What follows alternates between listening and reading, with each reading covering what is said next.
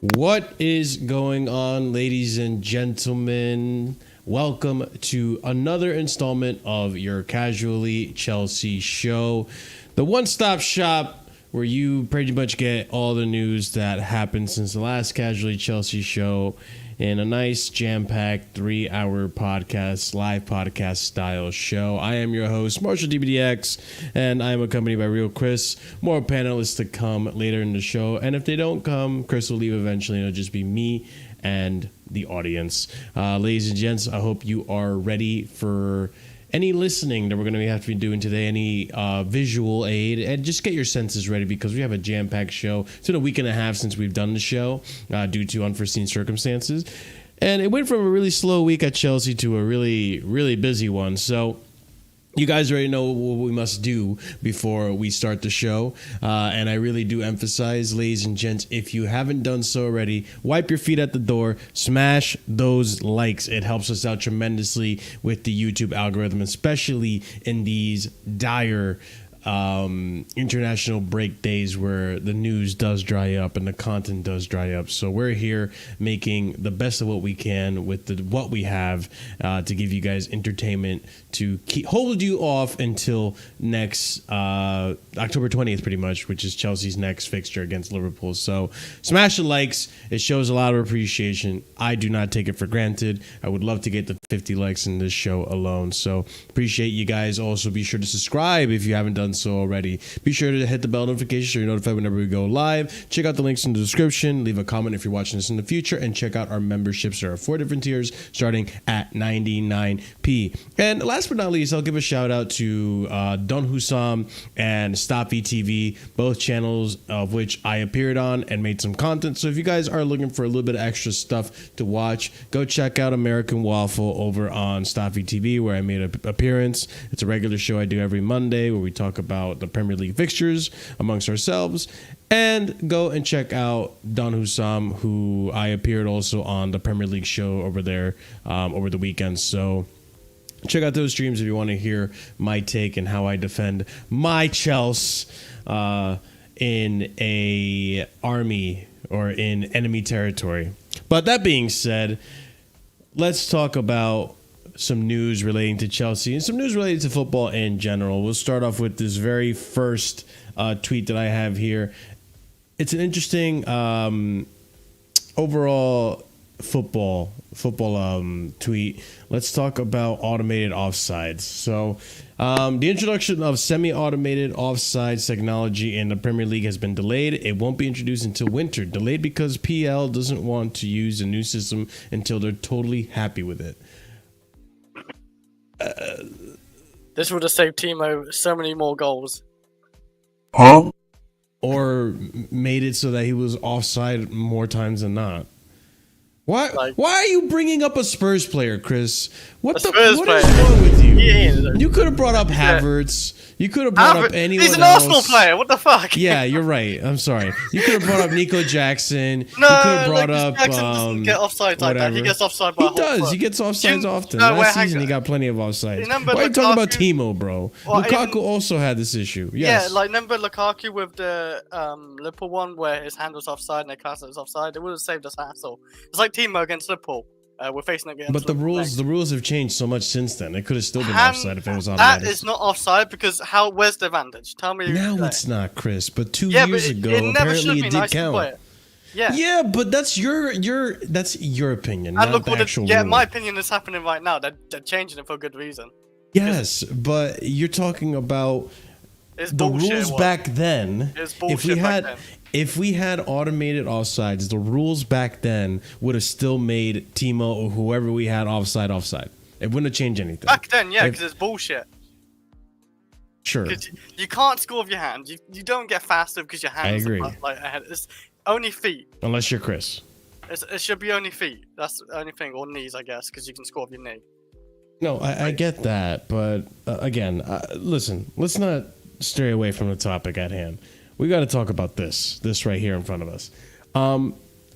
I hate the fact that this is not automatically input. Like, what the fuck does this even mean? PL doesn't want to use the new system until they're totally happy with it. Have you not seen the success that it's had at the World Cup? The success that it had at where else did they have it? Copa America or the Euros? Like this is absolutely ridiculous. So the PL doesn't want to use a new system until they're totally happy with it. Translation: the PL doesn't want to use a new system until they're forced to do it because they keep fucking up. That's what it means. Like, this is so annoying. Like, what are you waiting for? People are already so discontent with how the judging and how long the offsides the checking of the offsides goes. What do you mean until you're happy with it? You have fans that are absolutely embarrassed by what's going on with offsides. You see the other week, Virgil van Dijk holding that player down, the Crystal Palace player. I forgot who it was. I think it was Gay, holding him down, which is a clear penalty. Yeah, we're not talking about that. We have VAR for those things, but apparently that's not how VAR works. VAR is for clear and blatant, obvious mistakes. Yeah, bullshit, man. There's a lot of really stupid rules with this whole VAR thing. There's a lot of really stupid rules with the whole offside thing. Listen, I know you don't like VAR, Chris, but if it was actually implemented correctly, and the same thing with this, if it was actually implemented and it had the same attention to detail like we use in the FIFA events, the World Cup, Copa America, Euros, all these big events, then we wouldn't be here having this discussion about, oh, VAR's ruining the game, or all these offside, these stupid lines and all that stuff. I saw a line in an Ecuadorian league, and bro, you have the pitch this way, the line was this way. Yeah. The line was in perspective. It was ridiculous. You could see the outside of the fucking 18-yard box cut on the corner. I was like, that's not a straight line. It's not a straight line. It was so dumb. I wish I could find it. I really wish I could find it. But it's really stupid. Like, damn, what a way to start off the show. I'm already annoyed. Annoyed about this. To people. That's why I don't like it. I never liked it because people, like you said, it's not the equipment, it's not the technology, because technology is doing what it's supposed to do. It's the people behind it, and they're always fucking up. We've had it, 3 years now? I want to say 3 years. And we've not had one good year of VAR. We've not had like, oh yeah, it's actually pretty good. Like, goal technology, the best invention. Like, you can't really argue against it. It's been perfect since day one. So yeah, I wish I had like a system like, goal technology with the offsides, like robotic. Maybe linesmen are not really. But this is what this is essentially, Chris. Yeah, hopefully. Because that'd be really not good. Hopefully, you've seen this. This has been technology that we've used in the World Cup, and it worked really well. We have no complaints in the World Cup. Maybe they don't want to sack the linesman. Well, again, you're still going to need linesmen. So I don't know. I would bring it in straight away because like VAR this season has been awful still. So with the offside. Listen to all you linesmen out there. Maybe you're worried that automated offside is going to take your job. If you're relying on being a linesman as your primary source of income, I think you need to look for another job. I'm just telling it like it is, people. I think they do have different linesmen there. They do like behind the scenes refereeing or maybe VAR or actual being a referee. I don't know. But like that's the thing, like you could still be a referee, but it just won't be in the Premier League because in the Premier League everything has to be efficient. Because here's the thing: in order to implement this technology, right? In order to implement all the VARs and all the automated offsides and all the line technology and stuff, you need to have the money for it. That's why it's not in every single league. Premier League has the money to do it. That's why you don't see it in every single league. That's why there's FA Cup matches or Carabao Cup matches where they don't have it because the club that we're playing at, whether it be fucking, I don't know, Preston or Barrow, they just haven't installed it in their stadium. Their stadium's not up to date enough to do that kind of stuff. So, listen, that's where other linesmen are needed. But when it comes to the Premier League, one of the most watched leagues, like the top 5 leagues, let's just say it like it is, right? We have Ligue 1, we have La Liga, Bundesliga, Serie, all that stuff. Those are big money funding leagues. Like, okay. I had to interrupt myself there because, ladies and gentlemen, we have been raided. The raid nation has arrived. Ladies and gentlemen. Big up to the Bridge Nation. Big up to Ahmed. Hopefully we see you on the show soon, my friend. If you are coming from the Bridge Nation, Raid Nation, Go ahead and smash those likes on your way in. It's like wiping your feet at the door. You're welcome into mi casa, but make sure you're not bringing mud in. All right. So be sure to smash that like button. Subscribe if you are new here, and sit back, relax, and enjoy as we talk about all types of things Chelsea football related and all the fun stuff up and above. But yeah. This is frustrating. Like, the fact that this hasn't happened already is just annoying to me, and we're just gonna be. It's one thing after the other. I really hope that once this is implemented, it helps make the game faster in terms of checking for offsides, and I really hope that we have less of these stupid mistakes, because this is a blatant and clear way to sort out these mishaps and just make it less prone to human error. I'm not saying make the game completely robotic, but there are certain aspects of it that should be, and certain aspects of it that, like VAR, I don't think VAR is completely robotic. I don't think VAR is like so automated and so meticulous to look for errors that, you know, human error can't. We've seen VAR fail as well. So I don't know, Chris. What are your final thoughts on this topic before I move on to the next one? Scrap VAR, no, you can't do that. But like you said, it just sometimes it's just, I don't like the fact like they don't actually question the referee if he's made a maybe a bad decision. They don't actually time to get to the screen and relook at it, and they just double down on it. So I think they do stuff like that as well. Like, they actually double check a referee, because they do make mistakes. And they don't see it, like, you know, from your eyes, sometimes you miss something. On a TV screen, you see more. Like, we say this, like, you know, at the game, you don't see everything like that. On a TV screen, you can see it on replay, on slow-mo, and everything like that. You can just see everything more that way. So I always say with VR, they should always ask the referee to double-check unless they're not fully sure anyway. Let's say that. Yeah, I agree with you, man. I'm just hoping they get this done sooner rather than later, because I genuinely don't understand what the hell they're waiting for. All right, cool. So let's move on to the next topic. And this is a interesting thing. I would like to see your opinion on this before I give mine. Let's go ahead and talk about it. Halftime interviews. So I'm going to pull it up right now. Let me see the tweet that Sammy Mockbell posted. The PL are in talks with all 20 clubs over introducing mid-game player interviews as a staple of their broadcasting packages from next season. There is significant opposition towards the proposal from teams higher in the division. Okay. Well, why do you say no? Because, like, you're saying interview a player or manager, right? Interview a player and manager at halftime, mid-game? At halftime, mid-game. Yeah, pretty much. No, because they need to be in the dressing room and talking out plans and doing stuff. It's ain't about, like, giving content halftime and stuff like that. This is about winning the game. I don't want, like, them to give their thoughts at halftime. To give their thoughts at full time, there's nothing wrong doing that full time. Why does that have to be halftime? I would be surprised if this actually goes through and actually works out, like, and then they have to do it at halftime. I'd be surprised if that works. How long do you think these interviews take? Probably 5 minutes. They're probably giving like 5 minutes to 3 minutes, and that's too much time. I still think it's.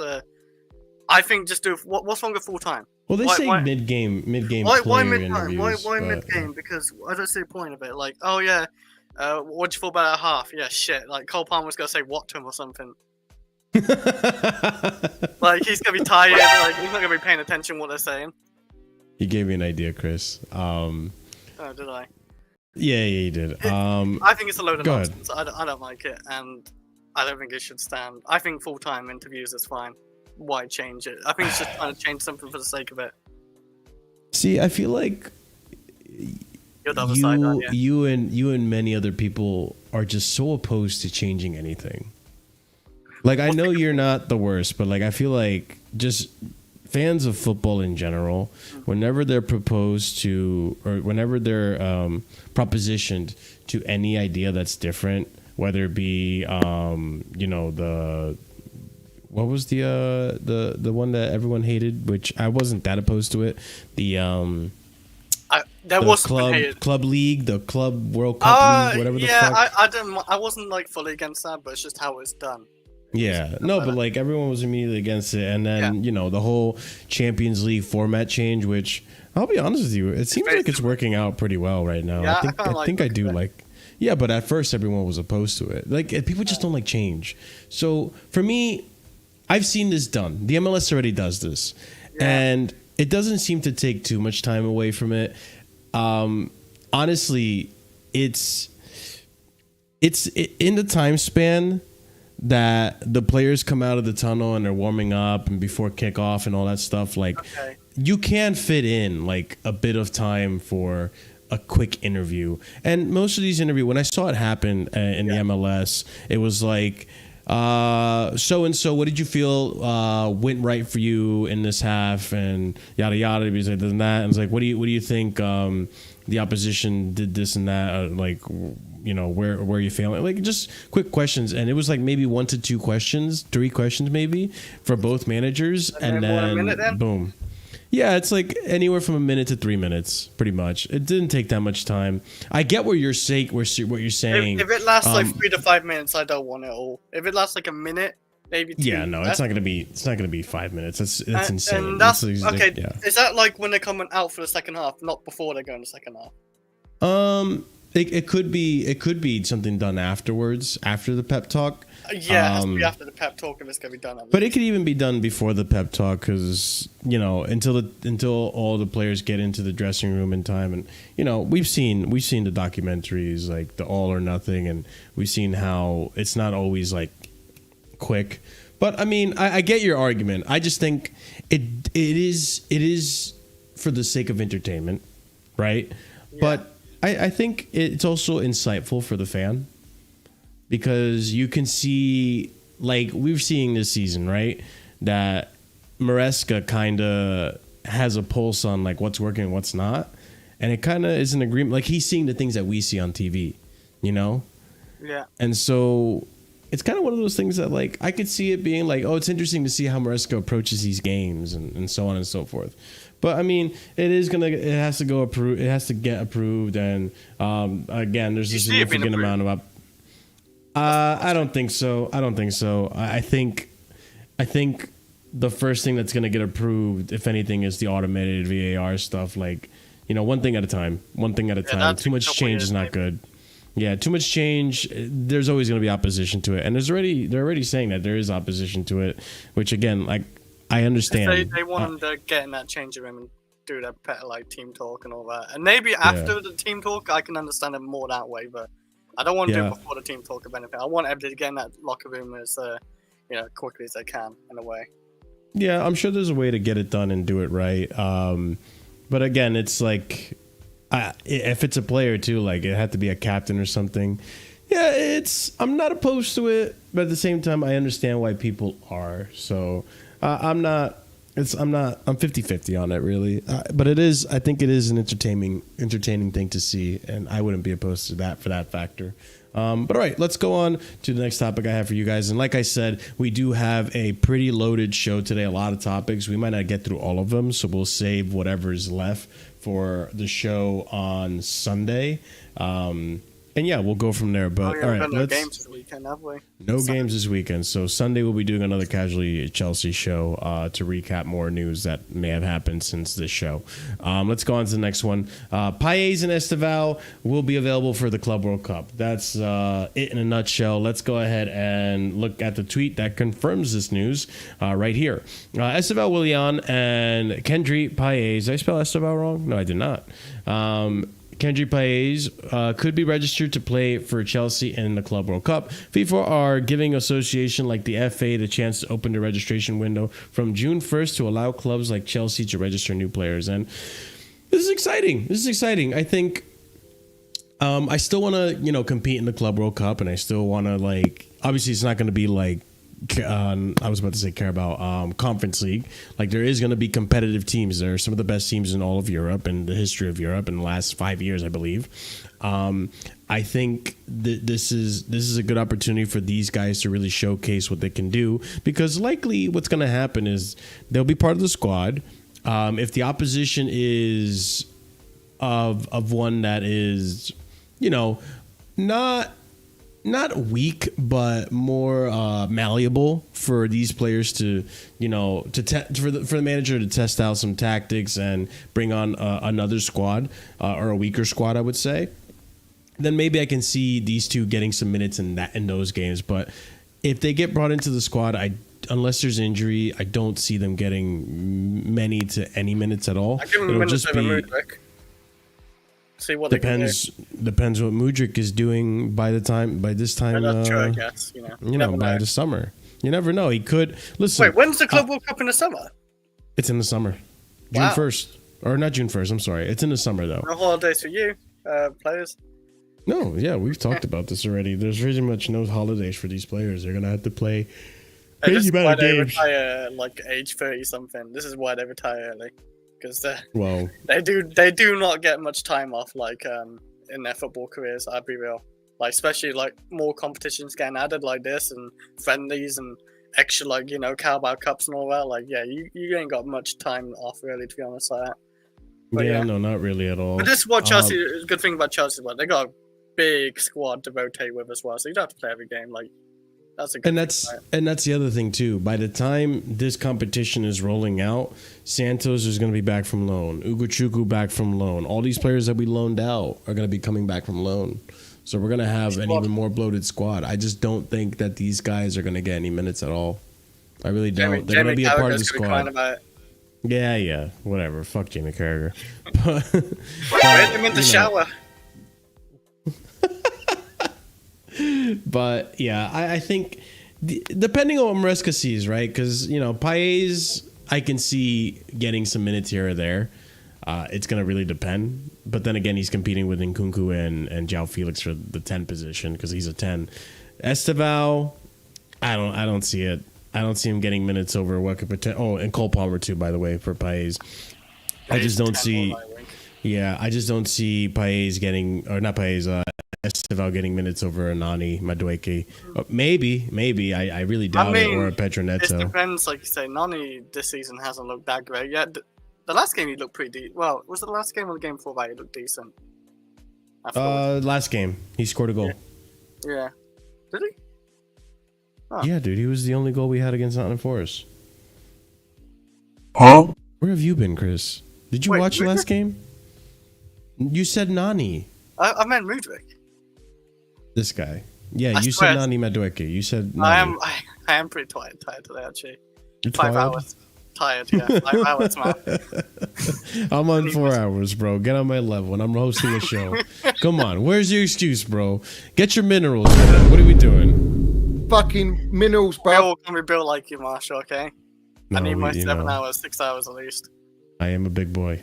So, I just don't see these players getting minutes. Not in this club competition unless we have injuries and unless the opposition allows for it, because I'm sure many other fans, not even fans, but I'm sure the fans are going to want to see him, but I'm sure Maresca, like the rest of the team, are going to want to go out and win this competition. So we'll see what happens, but I just don't see them getting minutes. Big up to the Kafka's View. Your favorite Bratuhi is in the house. And yeah, guys, if you haven't done so already, me and Alexis did do a one-on-one hour-long podcast interview. It wasn't even an interview. We just had a Chelsea chat. Fair perception. Chatting Chelsea Breeze, over on the Chelsea Hour show, which, by the way, there will be a Chelsea Hour show when I come back from vacation. I will try to see if I can get some pre-recorded content in there to just throw in from time to time to fill in the gaps. I'm thinking about it, but this week has been so freaking busy for me. We'll see what happens, but I will be going on break during, unfortunately, Liverpool and the Panathinaikos game. Did I say that right, Chris? I'm going to Florida. The same thing I did last year. Oh. I just hope we don't lose this time. On the 18th, I leave. I leave on the 18th. I come back on the 29th. So I'm going to miss. I think so. I hope so. I hope so. But yeah, I'll be back home by the 29th. So I'll be gone for about 11 days. But yeah, I need a break, recharge the batteries, ladies and gents, because this concentrating space, this concentrating world is not an easy one. It can get exhausting. On top of it, all the other stuff. But you guys know. You don't want to hear that stuff anyways. But big up. Make sure you watch that Chelsea Hour episode. It was an awesome episode between me and Alexis, and one of many to come in the future. So a little bit of a self promo for the Chelsea Hour show there on this channel. Okay, let's go ahead and move on to the next topic I have for you guys, which is, oh boy, I'm not looking forward to this one. What's this? Oh. Yeah. Listen, we don't know if it's going to happen because as of right now, Ten Hag is still in the job. And you know what? Hot take from Marshall right here. Quote it. 25:06 into this show, October 10th, 5:44 p.m. U.S. East time, okay? I have a good feeling that Erik Ten Hag is going to stay in that Man United job until the end of the season. I really think they're going to wait till the perfect manager shows up. And I think it's going to happen in the summer. I don't think they sack him soon, by the way, but I think they do sack him near the end at some point when it goes really bad, if it does. Mm-hmm. And they just if it gets like to relegation, then I could see it. But I don't think it's going to get to relegation. There's the manager, fucking hell, he's a legend as well. Ruud van Nistelrooy. Yeah, I think he will just step in, as an intern. Yeah. Whatever you want to call it.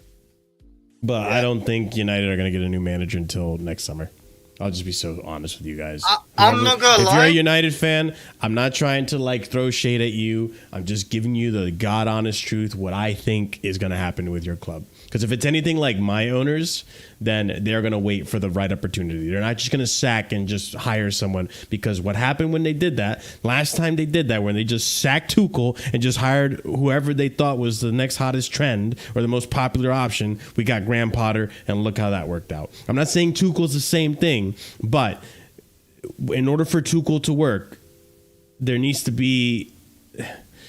You need to just let Tuchel cook. And I feel like there's a lot of chefs in this kitchen right now. And in Man United, I don't know. Chris, what do you think? Like you say, when Jose went to United, that hurt my soul, man. Seeing Jose go to that team. With Conte, oh no, he didn't even go. There's rumours, of course. But with Tuchel, yeah, that's going to hurt. Not as much, probably not, but it's going to hurt still. Seeing Tuchel go to Man United, he's one of my favourite managers I've seen at Chelsea. 100%. 100%. And I know he would get something out of Man United. I think he would just look at their team and look at the strengths and weaknesses and play to the best of their ability. And I hope he doesn't bring serious trophies to Man United because that's going to hurt even more. Like Jose won Europa League, that's not that serious. If he wins Champions League or Premier League with Man United or something, I don't know, just anything can happen, right? Especially with Man City, what's going to happen to them. That's going to hurt. I don't want to make this a Man United show, right? Yeah, I know. I agree with you 100%. This is going to hurt me. If Tuchel goes to United, it will hurt me. I just, listen, I never wanted Tuchel to get sacked when he did. Not to say I never wanted him to get sacked. There was moments where I was like, he could potentially get sacked. And we have to cut the line somewhere, right? But I know. And listen, I come from watching Chelsea, mid 2000s, early 2000s. So I grew up on the Man United rivalry. I didn't care about Arsenal. I knew Arsenal were rivals, but we just battered Arsenal. Arsenal was just in the way between us and United. That was a real rivalry because it was Ferguson, Jose, Ferguson, Ancelotti, Ferguson, Avram Grant, Ferguson, who else was there? Felipe Scolari. We went through a lot of managers, but Ferguson was always there. But it was always Chelsea competing for the Premier League with Man United.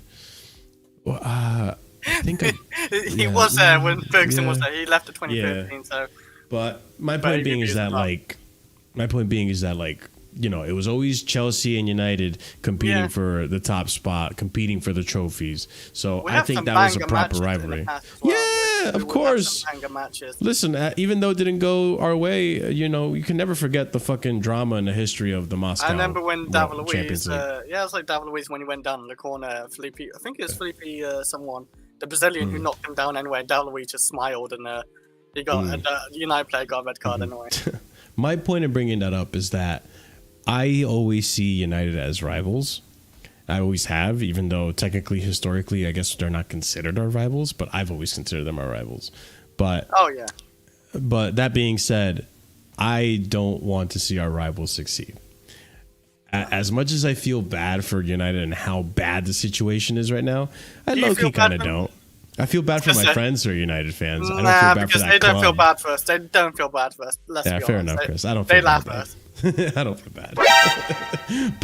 But what I will say is that if Tuchel goes to United, and by the way, this could be a hot take. I can't believe that. You know what, Chris? I'm going to give you your flowers here. People, ladies and gents, listen to what I'm about to say, because y'all really like egged it on Chris. Surfer, you're another one that really bashed in on Chris for this take. But now that I'm seeing it, now that I'm actually like more in tune with what's going on with United, bro, I don't care what anyone says. There are a few bad eggs in United, and there are a few players there that are really bad. But there's actually a good squad there, and there's actually good players there that could, if they had a proper manager, if United wasn't such a shithole for talent, then they would actually succeed and prosper. And Tuchel could be that manager that goes in there and gets the best out of them. And the reason I bring up what I said to Chris, right? And oh my God, this is good timing, but I don't know. He might actually agree with me. Big up Ahmed. The reason I say I'm going to give Chris credit is because for a long time, and I still don't agree, by the way, Chris, I wouldn't take him. I wouldn't take him in the club. But Chris, I think you're actually right about David De Gea. Oh, he's having a bang of a return, isn't he? Yeah, he is. No, Ahmed, hear me out. Yes, he is. Because almost every player that has left that Man United Institute has now gone on to have either semi-successful or revival seasons at whatever club they're at. Like, Fred is actually having a decent season at Fenerbahce. McTominay is actually effective and good. And you now have De Gea actually doing pretty decent for Fiorentina. Like, I thought De Gea was washed, and they literally got rid of De Gea because he couldn't play out the back. Now they have an Onana who, yes, he can play out the back, but he's cost him so many matches. This season, I will give him a benefit. Like, the defense out of front of him is shocking. And I think he's got their player of the month as well, and he conceded 7 or something. So that says a lot about the team. But this is the thing. Like, now I'm saying, like, Chris, you may have been right, because all these players that we see having these horrible careers, whether it be Ugarte, Højlund, Bruno Fernandes. Like, you know what? I don't rate Bruno like that, but I know for a fact that Bruno is a lot better than this player we're seeing on the pitch.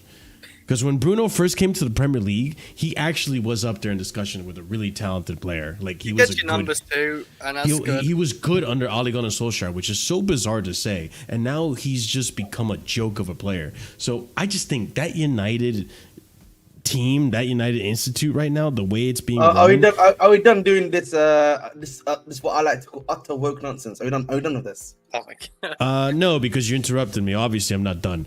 What I'm trying to say is that the reason why I cut you off is for a clear reason. But we're gonna keep it pushing.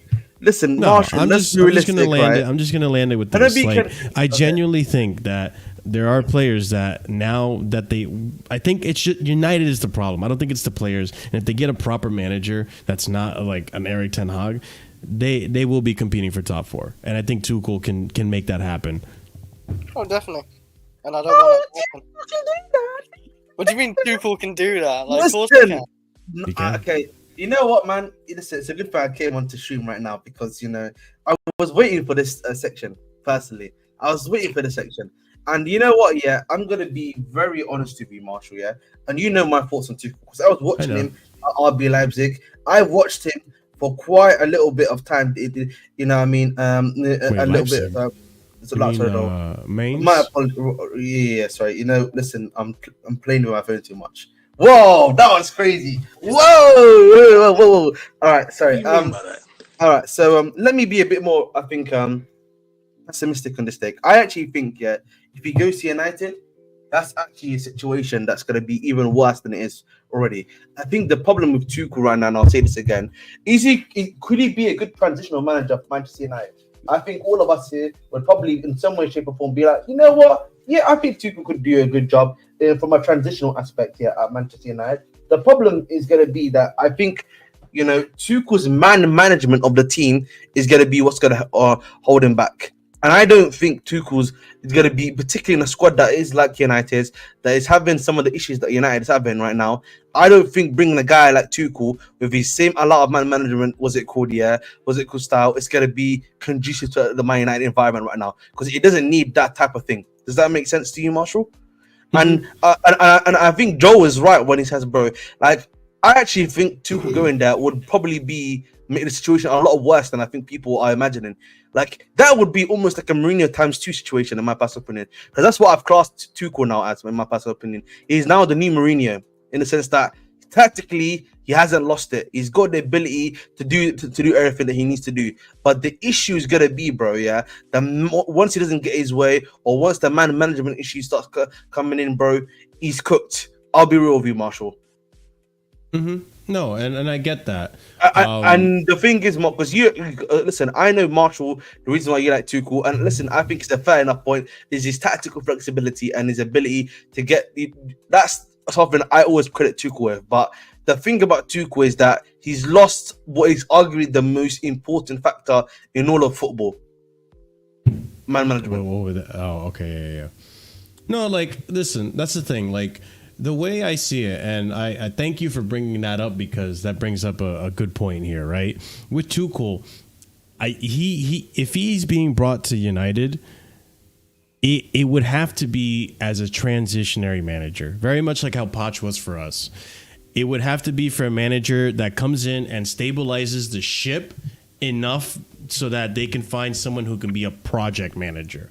Because Tuchel, one thing that the United fans aren't going to like is that Tuchel, despite what people may think, is a defensive manager. Let's just keep it a buck. What did he do when he came to Chelsea? He made us the best defense in the Champions League. And unfortunately, the football wasn't great, but we ended up winning games because of our defense. Very much like how like Arsenal are moving right now. But the thing is that Ahmed's 100% right.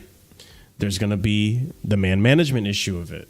There's going to be the fact that, and there's another problem too, is that there's no way that Tuchel comes into United and doesn't ask for his own staff. So what the hell was the point of hiring Rudiger Interview at that point?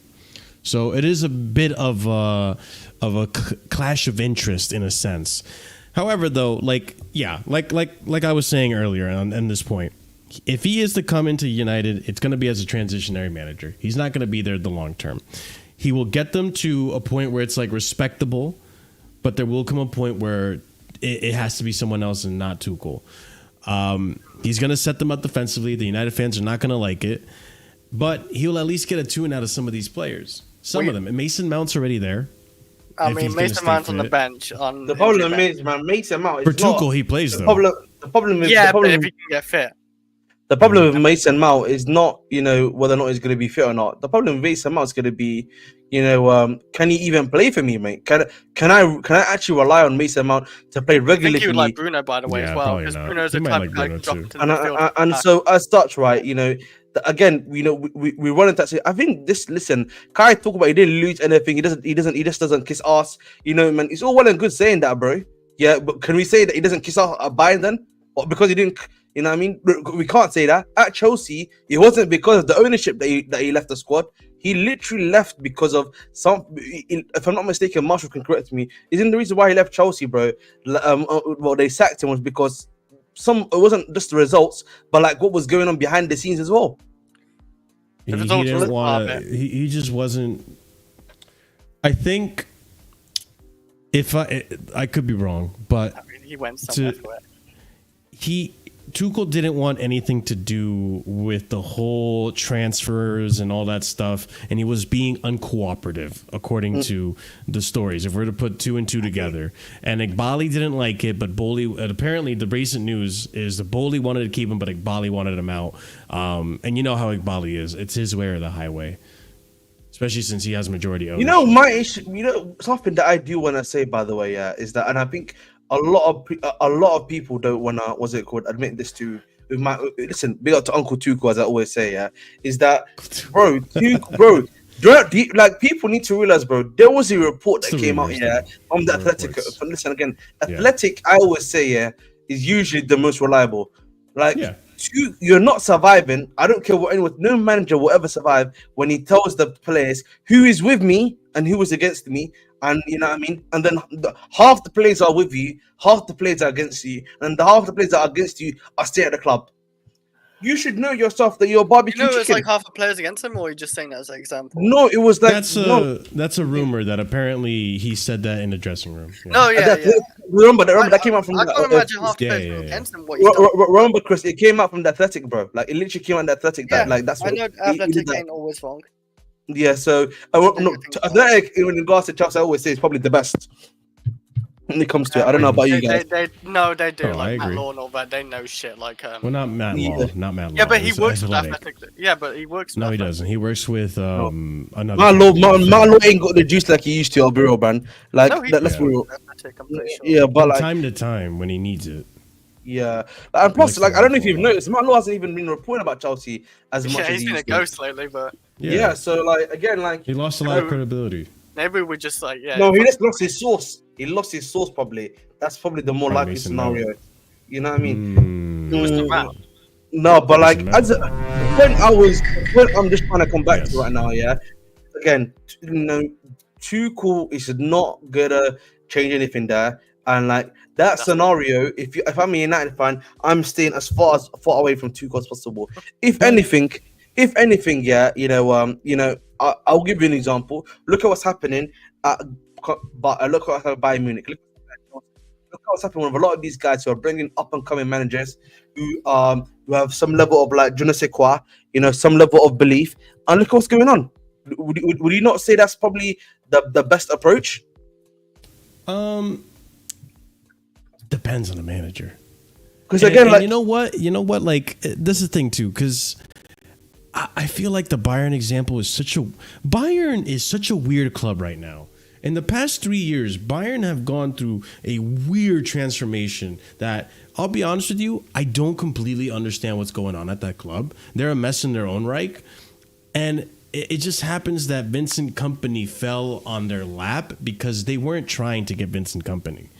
Vincent Kompany just happened to be the only one to say yes. And so, like, listen, it's working out for them so far. We'll see what happens with Vincent Kompany later on in the season.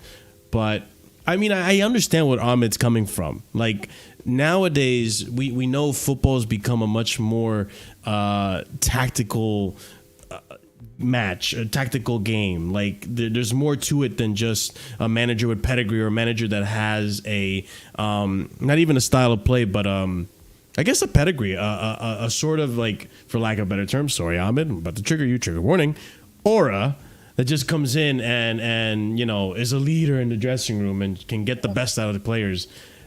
I think Tuchel is one of the few that he is still a tactical, good tactical mind, but he's also still of that Mourinho ilk of, like, I'm going to come into the dressing room. I am the boss. You're going to do as I say. You're going to either play for me or you're going to sit on the bench or whatever. I don't know. Like what Enzo Maresca's done, actually. It's a little bit like what Enzo Maresca's done, but I'll ask you a question, Maresca. But real quick before you go, Ahmed, the difference between what Maresca did is Maresca's doing now versus what Tuchel did is that Tuchel had his favorites and he always played his favorites. Versus Maresca, he's giving these guys opportunity to prove that they can play on merit and so on and so forth. And he's giving them minutes so that they're somewhat content with how they're playing. And they know that they have to work their way to the Premier League squad. And this is all, like, there's a sense of union at Chelsea versus with Tuchel. Like, you can tell he had his favorites, Mount, Havertz. And most of the time, all of us here, you remember how many times when we were watching Tuchel, how many times we were like, dude, why is Havertz still playing? Why is Mount still playing? I mean, can I ask you, but again, Marshall, do you not think, again, that is a fault of the manager. Like again, whether you want to admit or not, listen, listen again. Maresca right now, of course, is the plot. Oh, sorry, let me that. My apologies. But like again, like the data points that we've got is very short. But from what we at least can see, he's done what Tuchel's done. He said, "I'm the boss. I'm the gaffer. I'm the one that leads the line. You will all follow my style of play. You will all follow my thing." The players have followed him, and they brought into him. Mm-hmm. So like that's what Tuchel technically was doing. The issue is Tuchel's issue, again, I'll repeat it to you, is man management. You know what I mean? We can talk about, I know Kai's quite kissing ass. Is Ancelotti kissing ass then? Because Ancelotti's best thing is not his tactics, his ability to get the best out of his players because of the relationships he has with his players. We can make the same argument for Klopp. Is Klopp kissing his players? His players' backsides? No, he defends them like hell though. Exactly. Yeah. But you get the point I'm trying to make. Like the point I'm trying to make here in this game, in this game, in this day and age, boys. Yeah, man management is king. Mourinho, the reason why his tactics work so well is man management because of how defensive he is. Conte is the same. The way his tactics works is if the players buy into it, the players believe in the gaffer, they will do his tactics will work to a T. Again. That is the thing. Like I feel like we don't realize that as much, in my personal opinion. Like, we don't take that seriously enough. We'll talk about Madueke in the next Casually Chelsea show because that's another topic I want to discuss along with potentially Enzo Fernandez. Big agendas going on there. But that's a whole different show. And yeah, no, there is agendas, but I mean, it's a side of football too that I feel like people aren't paying attention to. That I think Enzo Maresca is making me realize as well. But you know. To kind of come to a conclusion on this whole Tuchel thing, segue our way out to the next segment, is that listen, I think the whole man management of Tuchel thing, like there is validity to it, but I think it's more overblown that people like to say it is. He didn't lose the dressing room at Bayern like people like to say that he did. He was fine at the dressing room at Bayern, but was he getting the results? No. I think Tuchel also wasn't the manager for Bayern because what has Bayern always been known for? Bayern has always been known for attacking football, and Tuchel is just not that manager anymore. He's not that attacking football manager. So I think although some of the fandom did want to keep Tuchel, there was a portion of the fandom, so it was a divided fandom that just didn't want him. So I think there was a mismatch in profile with Bayern when it came to Tuchel. But you're right, like the management aspect of the game is important. What are you going to say, Chris? Go ahead. You say about Tuchel not like Bayern attacking team. They was the top scorers in their league still last season. I know they didn't win it, but just because Bayern Leverkusen was so good defensively, that's why. I didn't know that. Yeah. I mean, to be fair, they also have like the best striker. Yeah, they have Harry Kane and all that. But like, I'm just saying that they still got a lot of goals. Like I don't know what the reason for that.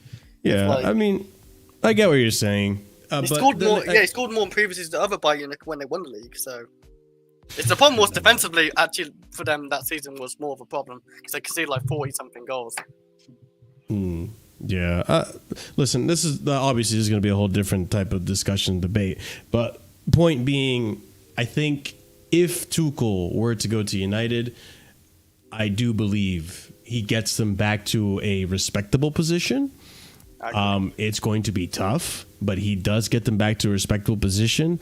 But he is by no means the long-term manager for that team. And it will, if he stays long-term, if they decide to settle for him and they don't try to find the right project manager, there will be more problems in the future. And there will be another... Like what Ahmed said. I'm gonna add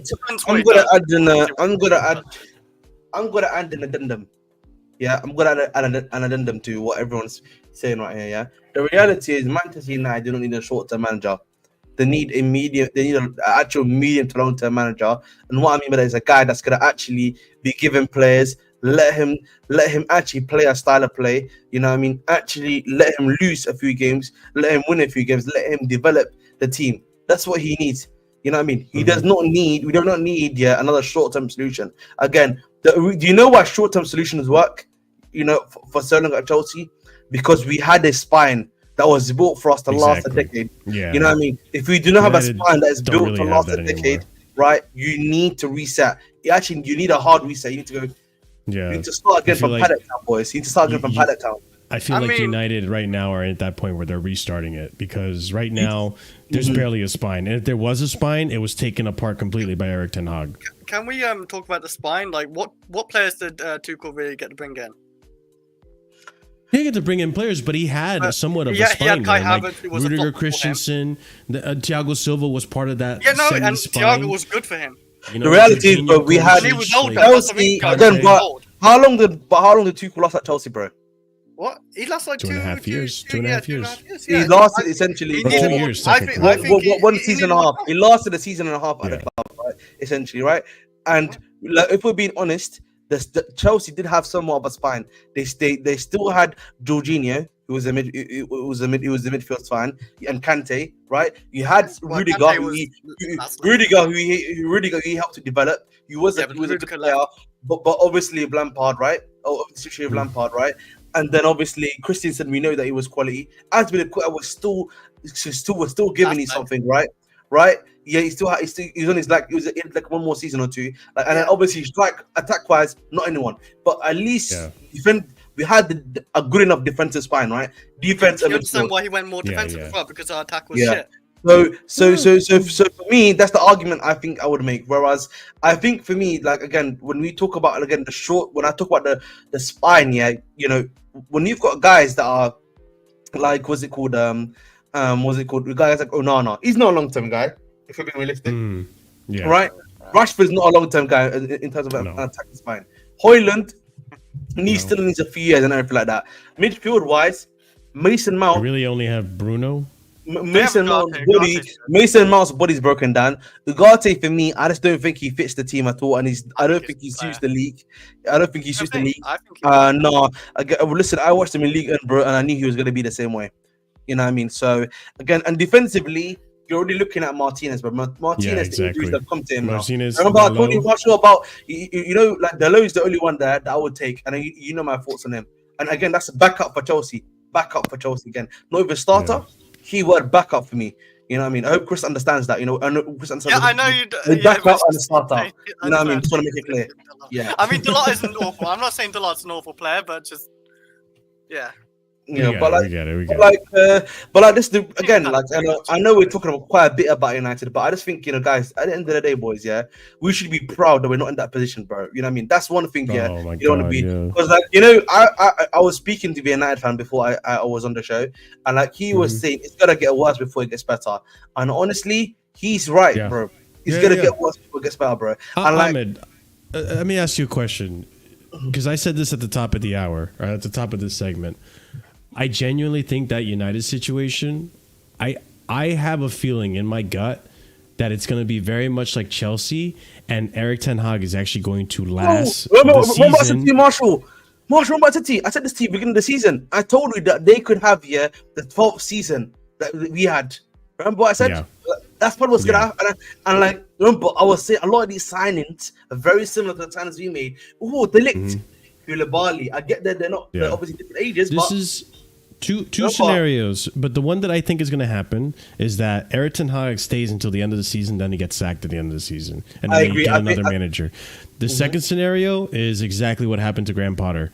He gets sacked in January, Van Nistelrooy's interim until the end of the season. Or you get, or the third option, the Ole Gunnar Solskjaer situation, where Ruud gets the job. He does somewhat well and gets them into like conference league, gets FA Cup and stays.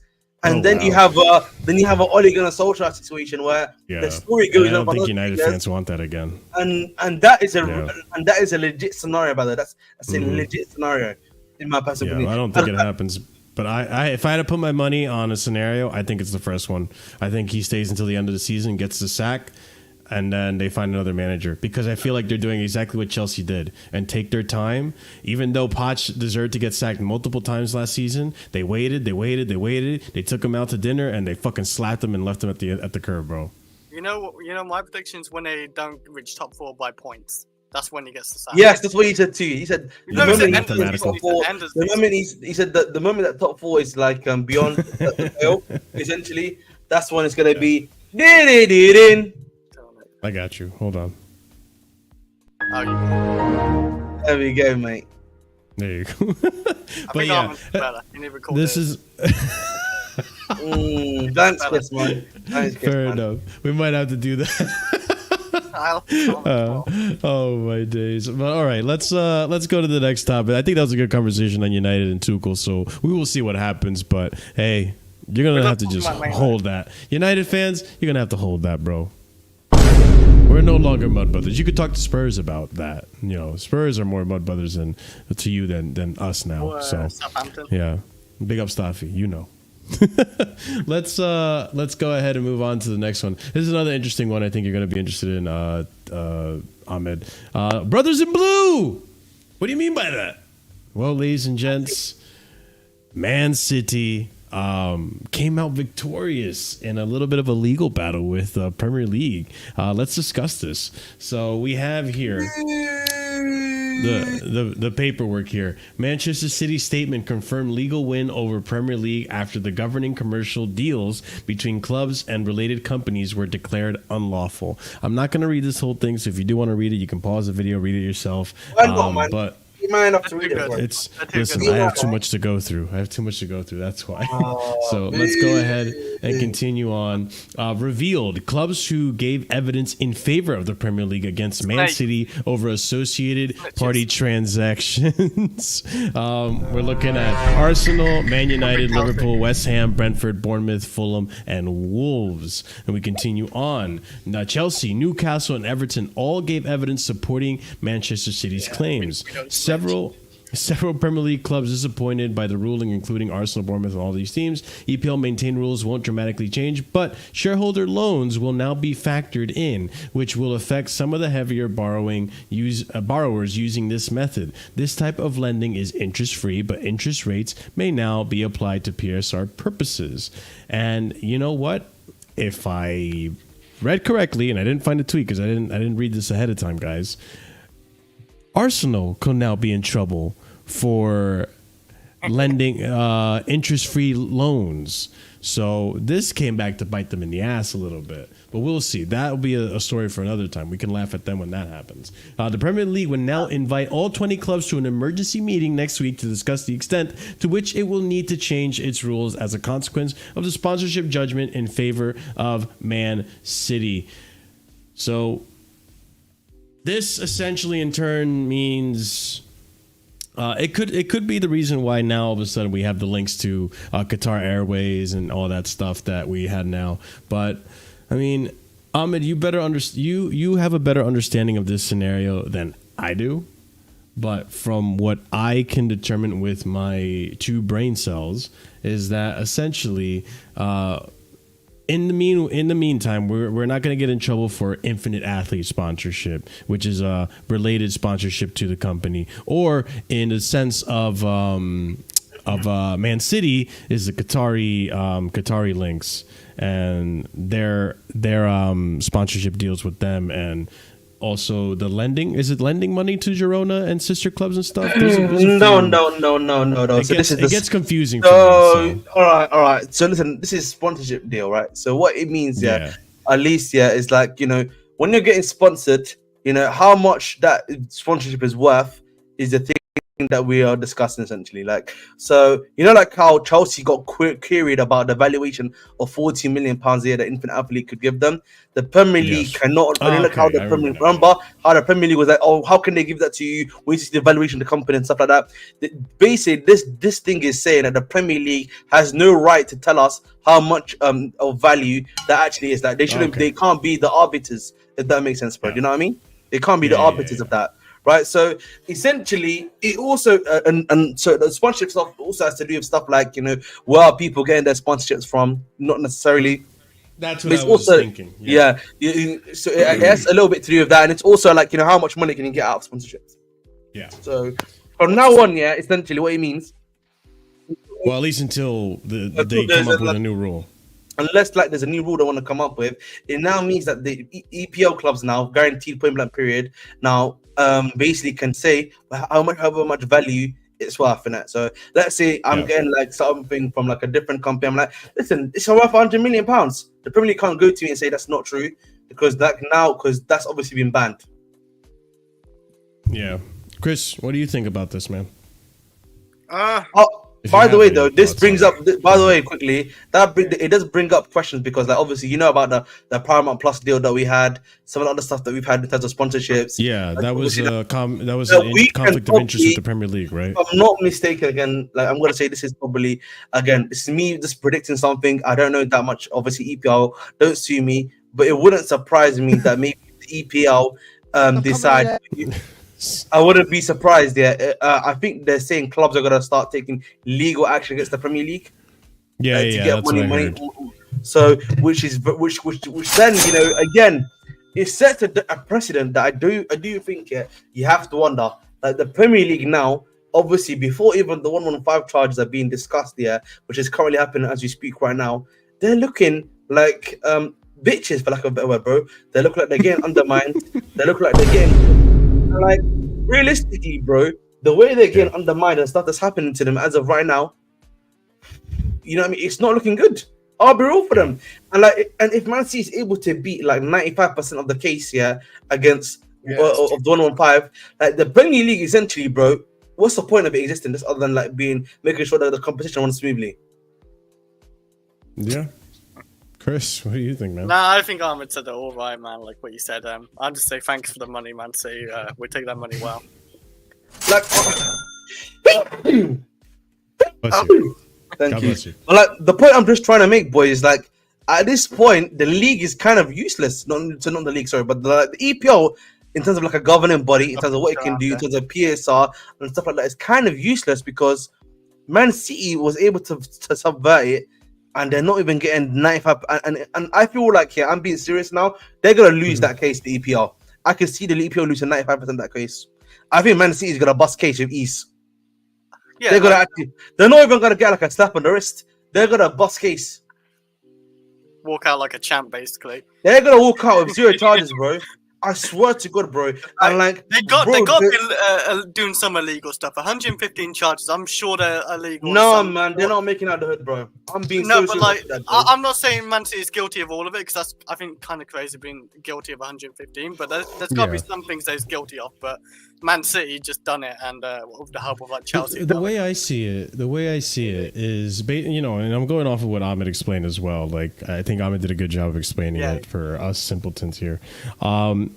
I think the way I see it is that this exposes how incompetent the leaders of the Premier League are, because one, we started exposing how incompetent they are with all the loopholes between transfers, amortization, selling within ourselves, and all that stuff. Now Man City is showing it as on the legal stage where they sued back and won. And this is going to be a really bad look for the Premier League and the leaders. There will be people who will lose their job as a result of this.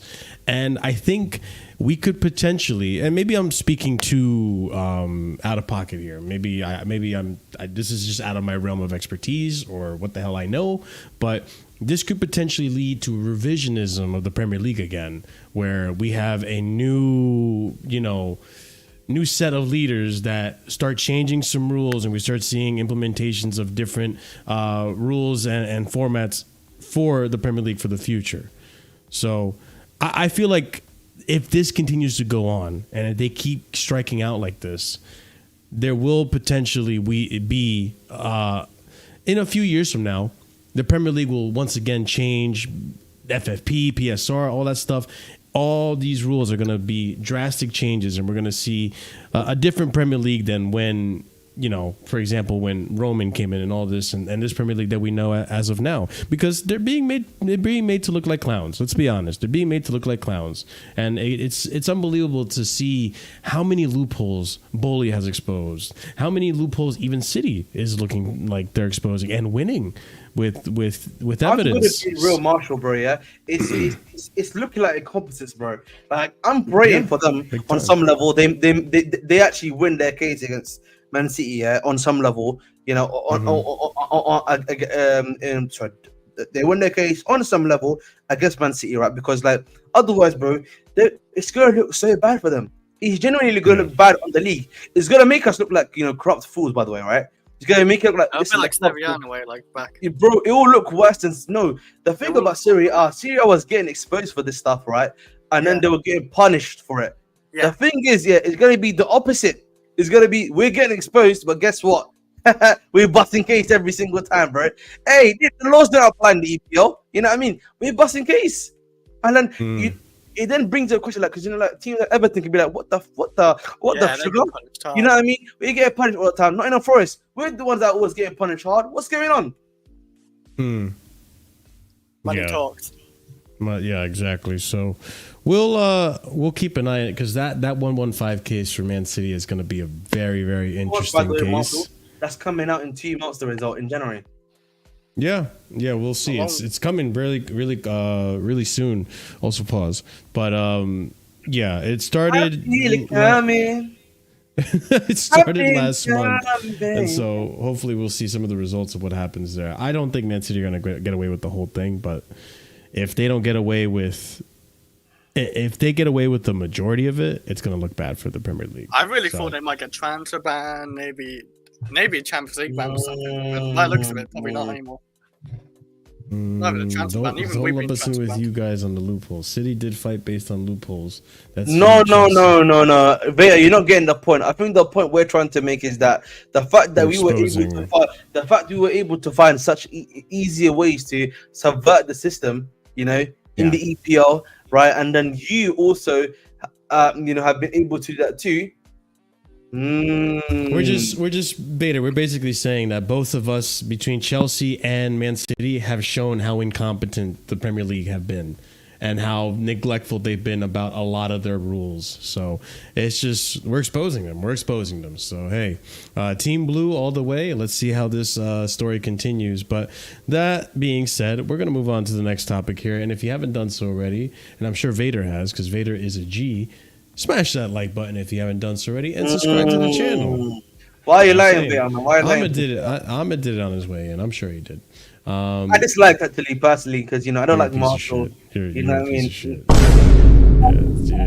You're a dick. What's wrong with this guy, man? Let's go ahead and this is going to be an interesting one. So our boy, our little Chelsea cult hero, our Champions League winner, had a bit of an interview, and I am interested to see what he said. I haven't read these quotes, and it's probably not all of them, but some of them relating to Chelsea. Rudiger just had an interview recently. Let's see what he had to say. We have the first quote here. We don't care. We do. Rudiger on why he left. And listen, this is honestly, now it's coming out of the horse's mouth. We kind of knew what was going to happen. We knew why it happened, but he's reiterating it. And here we go. So Rudiger on why he left. There was a massive period of no talk. Sometimes you have in your mind, okay, let's not get injured. But I didn't do this. I was still playing at my best. I also knew in my mind that the Champions League we won can be my ticket to the biggest club in the world. Real Madrid does not come knocking often. So we go into the next quote that he had too, is Rudiger on Chelsea. I always watch their games, and when I can, they have a lot of talent. Hold on. For this next line, I got to do this.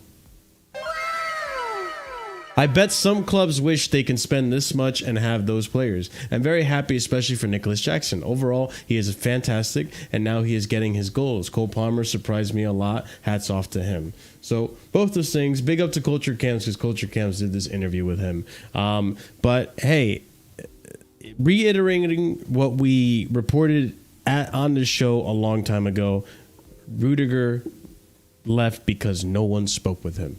We know this, and now he's confirming it himself. No one spoke with him about any contract extension, new contract plans. Same thing happened with Christensen, and as a result, we lost both of those players on a free because of Marina and negligence and all that stuff. Who knows? Maybe the plan was to speak to them, but we ended up getting sanctioned, and then that changed the whole plan. All that went out the window. Yeah, I was going to mention the sanction. Didn't that just fuck up a little bit? Maybe we just left it too late, and then sanctions just timely, just the wrong time. It's too late to apologize. It was too late first. Yeah. But regardless, even though surely would want to make a deal with Rudiger because he was one of the best center backs in the world then. But that's the thing, and I don't think anyone in chat's gonna do this or anyone is really saying this, but playing devil's advocate, right? Yeah. if someone were to make the argument like, oh, but, you know, they were planning to sign the players and give them a new contract, they were just waiting until after the January transfer window, why would you do that with one of the most important players on your team? We knew Rudiger was one of our best center backs. Like, if it wasn't for Thiago, Rudiger's our second best center back. And he was part of that, you can say, spine, right? He was, quote unquote, I guess, a part of that spine. Christensen was also a really good center back. If you know these players are talented, why not get the contract situation sorted out in the summer or the end of the season before? Because now, let me contrast this. Now, we're looking at the Liverpool situation. Van Dijk, Mo Salah, Trent Alexander-Arnold, all three of those core key players, part of their spine, are on their final year of their contract. No talks of a new contract. No talks of an extension. They could potentially leave on a free. And if they do, then that looks bad on FSG and the directors and all that stuff that just came in the summer. Because why didn't you get that done sooner? Why wait till the end? Why wait till the vultures start circling around and giving you offers, enticing your players? Look at Trent Alexander-Arnold and how he's talking in the media right now. If that was Reece James saying all the things that he was saying, and mind you, I am sure a lot of that stuff is taken out of context and a lot of those quotes are you know, clickbait, but the fact that Reece James not too long ago was linked to so many clubs, and he basically addressed it saying, I want to stay at Chelsea, all that stuff. Didn't really talk too much, right? Because obviously as a player, you don't want to close out, you know, you don't want to, you know, hit the nail in the coffin and just, you know, dig your heels in on the club. You want to have the open mind to see where your career takes you. I get that.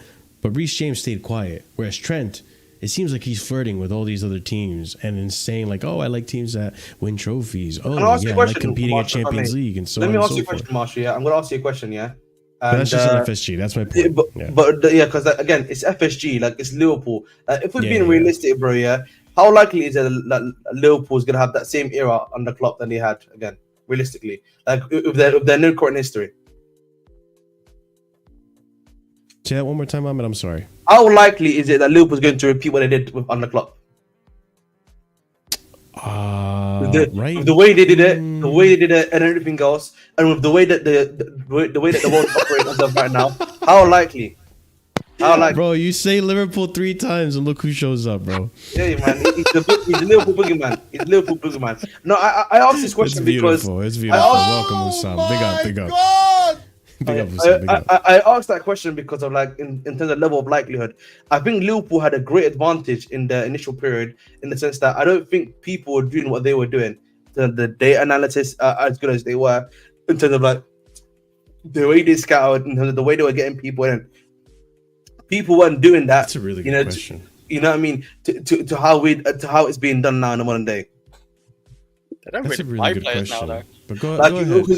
Because you look at it right now, like the only other team I think that was doing it like to the level they were, maybe was what the Red Bull model. I would argue realistically that was one of them, right? Maybe like some of the other guys that do that other stuff as well. But like there wasn't that many people in the EPL that are doing that. Maybe other than maybe Man. Well, let's look at the league. Well, I'll say right now, Armin. Let's look at the league right now. Man City lost, man. Okay, you are playing FIFA. Okay, so I guess. Sam was right, but suck my dick. Sorry. I just equalized. Hey yo! But like, you look at Man City. They lost Rodri. They're not looking as good this season, and they're in a rebuild like process as well at this point. I know they still got Pep, but I don't know how long Pep's got last there.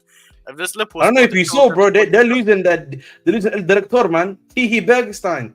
You know what I mean? They're losing their boy, man. You still got Diaz, who's looking good this season, by the way. You got Jota. Yeah, they're going to need to replace Salah, of course, but like, I'm not sure how long Salah's contract is. Is it a year left or 2 years left?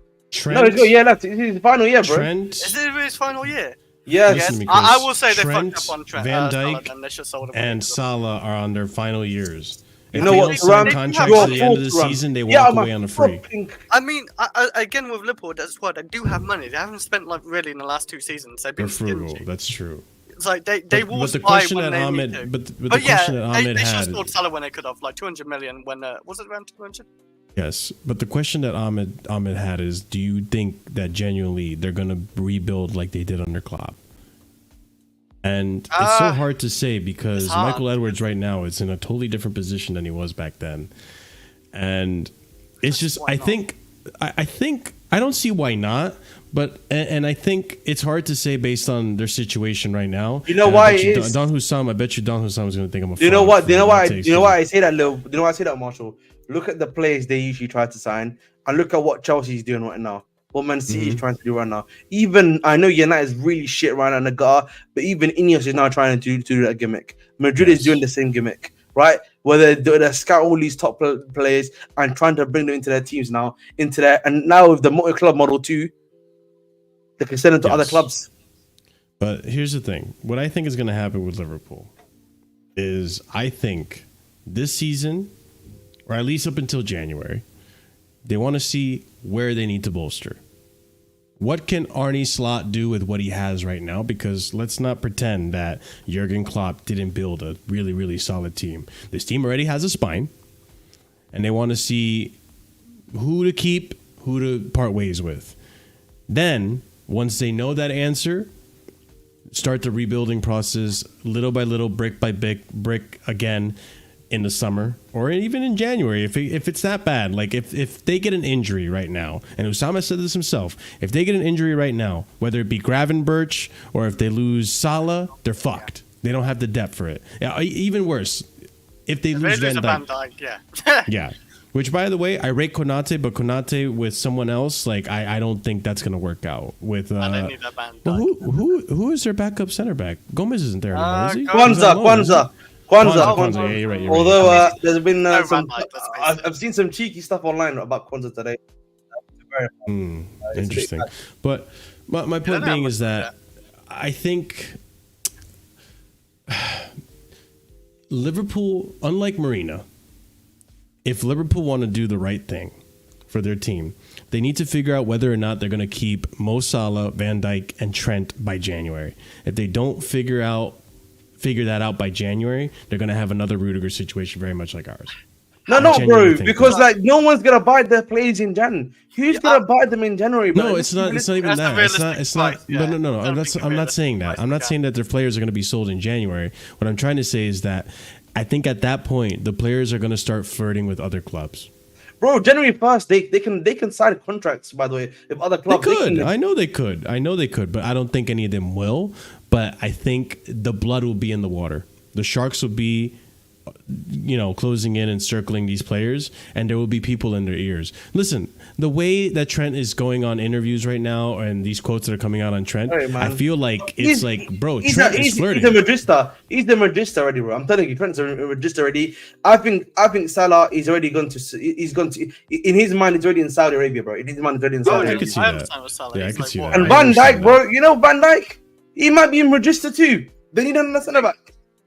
Is he on one? Oh, no. No, he isn't on 1 year. He's in his final year of his contract, bro. Chris, do you not listen to me? I No, said this 3 times now. They're all on their last year. Van Dijk, That's kinda Salah, and mad. Trent are all on their last Timing year. of- that's Hey, gonna be a bit of a rebuild for them. Alisson's contract. That's why I brought it up, Chris, because it's like Rudiger and Christensen. Wow. Even Allison is. I think Allison's on his last year, isn't he? Liverpool No. don't- He's got one more year left. Oh, okay. All I say, Liverpool don't replace like Salah's and Van Dijk's with like an Endo level player. Like don't do that. No, Like, they go for won't. a top class. I I know they have even- 100 million easily, 200 like to spend because remember Caicedo and they didn't Yeah. bother. They still had the money. Yeah. for it. But they made profit this window. Listen, Yeah. I Weird. I think, listen, despite how they moved this summer, I don't think Michael Edwards is an idiot. I think I don't think but Marshall, I think the issue you and me are having is that I'm not saying Michael Edwards is an idiot. I'm not saying Liverpool's an idiot. I'm saying the way they used to do stuff and how they do a lot of that stuff. I'm asking you, is that repeatable in this day and age when other clubs are doing virtually the same thing as them, probably putting in even more money, even more man hours and everything like that to what they're doing? So. I think it is repeatable, and the benefit that Liverpool has versus us, in a sense, is that they have players that are going to come in and start having a bit of a more stay in Liverpool. You have their Curtis Jones that's been there for a while. Your Harvey Elliott's, your Kwanzas. Like, they have players coming up from their academy that are decent players. That, you know, or Connor Bradley, another one too. That, you know, they're gonna help transition and you know, pass on the torch. And on top of that, I think Michael Edwards being Michael Edwards is going to find players, and we're going to be competing with Liverpool for players again, and it'll be young players, not just like the Caicedos or your big name signings. It's going to be young players. You know, they're on the lookout. I think they're on the lookout. If I was Liverpool, like if Salah goes right, and this would be a great winger replacement, his name would be Cavachile. Like that'd be great. Hussam, funny enough, Hussam did bring that up. Yeah, I said that before for United. But I think the reality is, bro, any player you bring in is not going to be able to. Any player you bring in is not going to be able to replace what he's giving you, bro. That's just the reality. You know what I mean? No, Salah's not the goals, but maybe I don't know. Jota can't do it right now. Because like the argument I made is that you probably Jota need maybe a guy like maybe like a guy like a Kudus. Maybe in the sense that he can give you the goals and assists, right? But like I saw someone make the argument, maybe even a Jared Bowen. But I'm like, the thing with Bowen is like he's 27. The contract's a bit crazy that he's on right now. Like I don't know how likely that's gonna be that you know the needle's gonna get moved on that one still. I don't see Liverpool getting a big name signing to replace Salah. I think they take a different approach. I think they take a different approach. Yeah. They get one attacker. They get one attacker. You know what I would say? I think it's a direct Salah. I've always made the point. Listen, I know a lot of people are big fans of Liverpool. I think the issue of Liverpool also is that, you know, this Ahmed Dioptic, you know, it's not a great place to live in, Liverpool. You know what I mean? It's in a great location.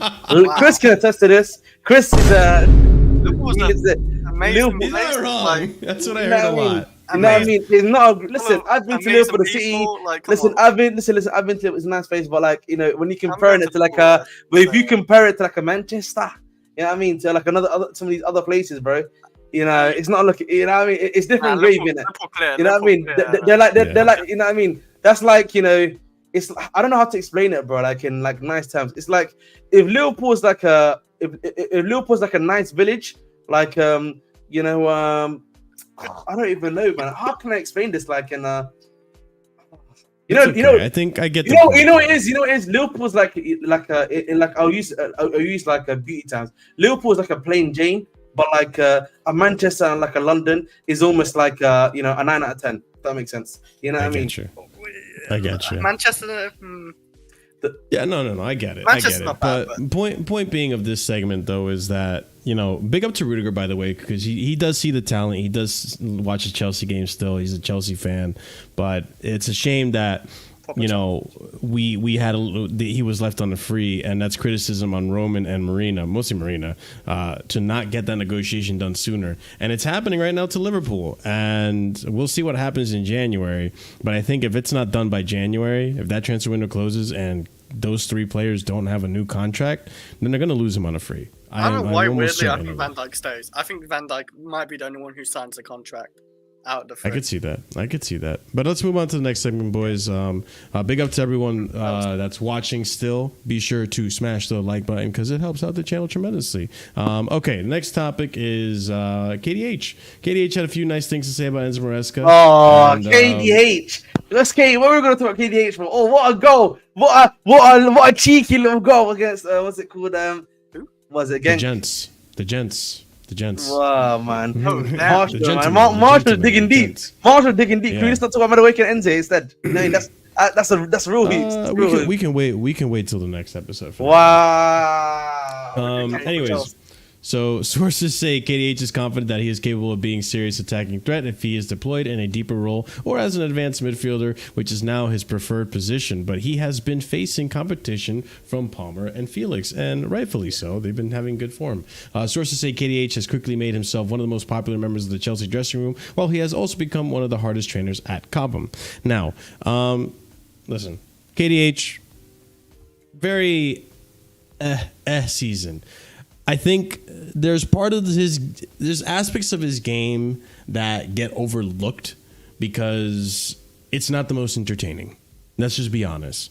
The same thing with the whole Madueke thing that we're going to talk about. There's aspects of Madueke's game that people aren't looking at because they're looking at goals and assists, the more entertaining part of the game, right? Dribbles, pass, and all that. I think KDH is a decent player. I think he will finally find form and be more impressive than what he has been. But he does have stiff competition. I think his game against Ghent was a good game. I need to see more of that, and I need to see that in the Premier League. And I need to see KDH become a substitute very much like Renato Vega's become, where he comes in, Renato Vega comes into the match, he holds his own, and he locks up shop. KDH, to me, hasn't really done much convincing in terms of the Premier League minutes that I've seen. He's a little shaky, kind of disappears. Maybe it's because he has the boring job of the game. But regardless, like, he's not impressed me too much. But Chris, I'm interested to hear your perspective on this. I honestly think he doesn't fit like properly in this Chelsea team or system because he doesn't fit as a 6, right? He can't really get into that rotation of a 6 because he's not really a 6. And with, like you said, Felix, he's competing with Felix and Cole Palmer, right? Like, that's just... Sure. He's not going to get enough minutes in the Premier League. The competitions he will get is literally just the Carabao Cups and the Conference League and the FA Cup. Yeah, he'll get FA Cup games for sure. I don't see why not. I don't think he's a shit player, an awful player. I don't see why we signed him to begin with, like 30 million, like for this guy just to be, I guess, a B player. I don't know if he's just back. Oh, yeah, I guess he is back. He's just okay. Over toast. Yeah, I just don't think he's fitted in this team. Like, we don't really need to have him. Cassidy clear. I think when Santos Santos comes in, I think he might overtake him as well as a midfielder in the Chelsea team.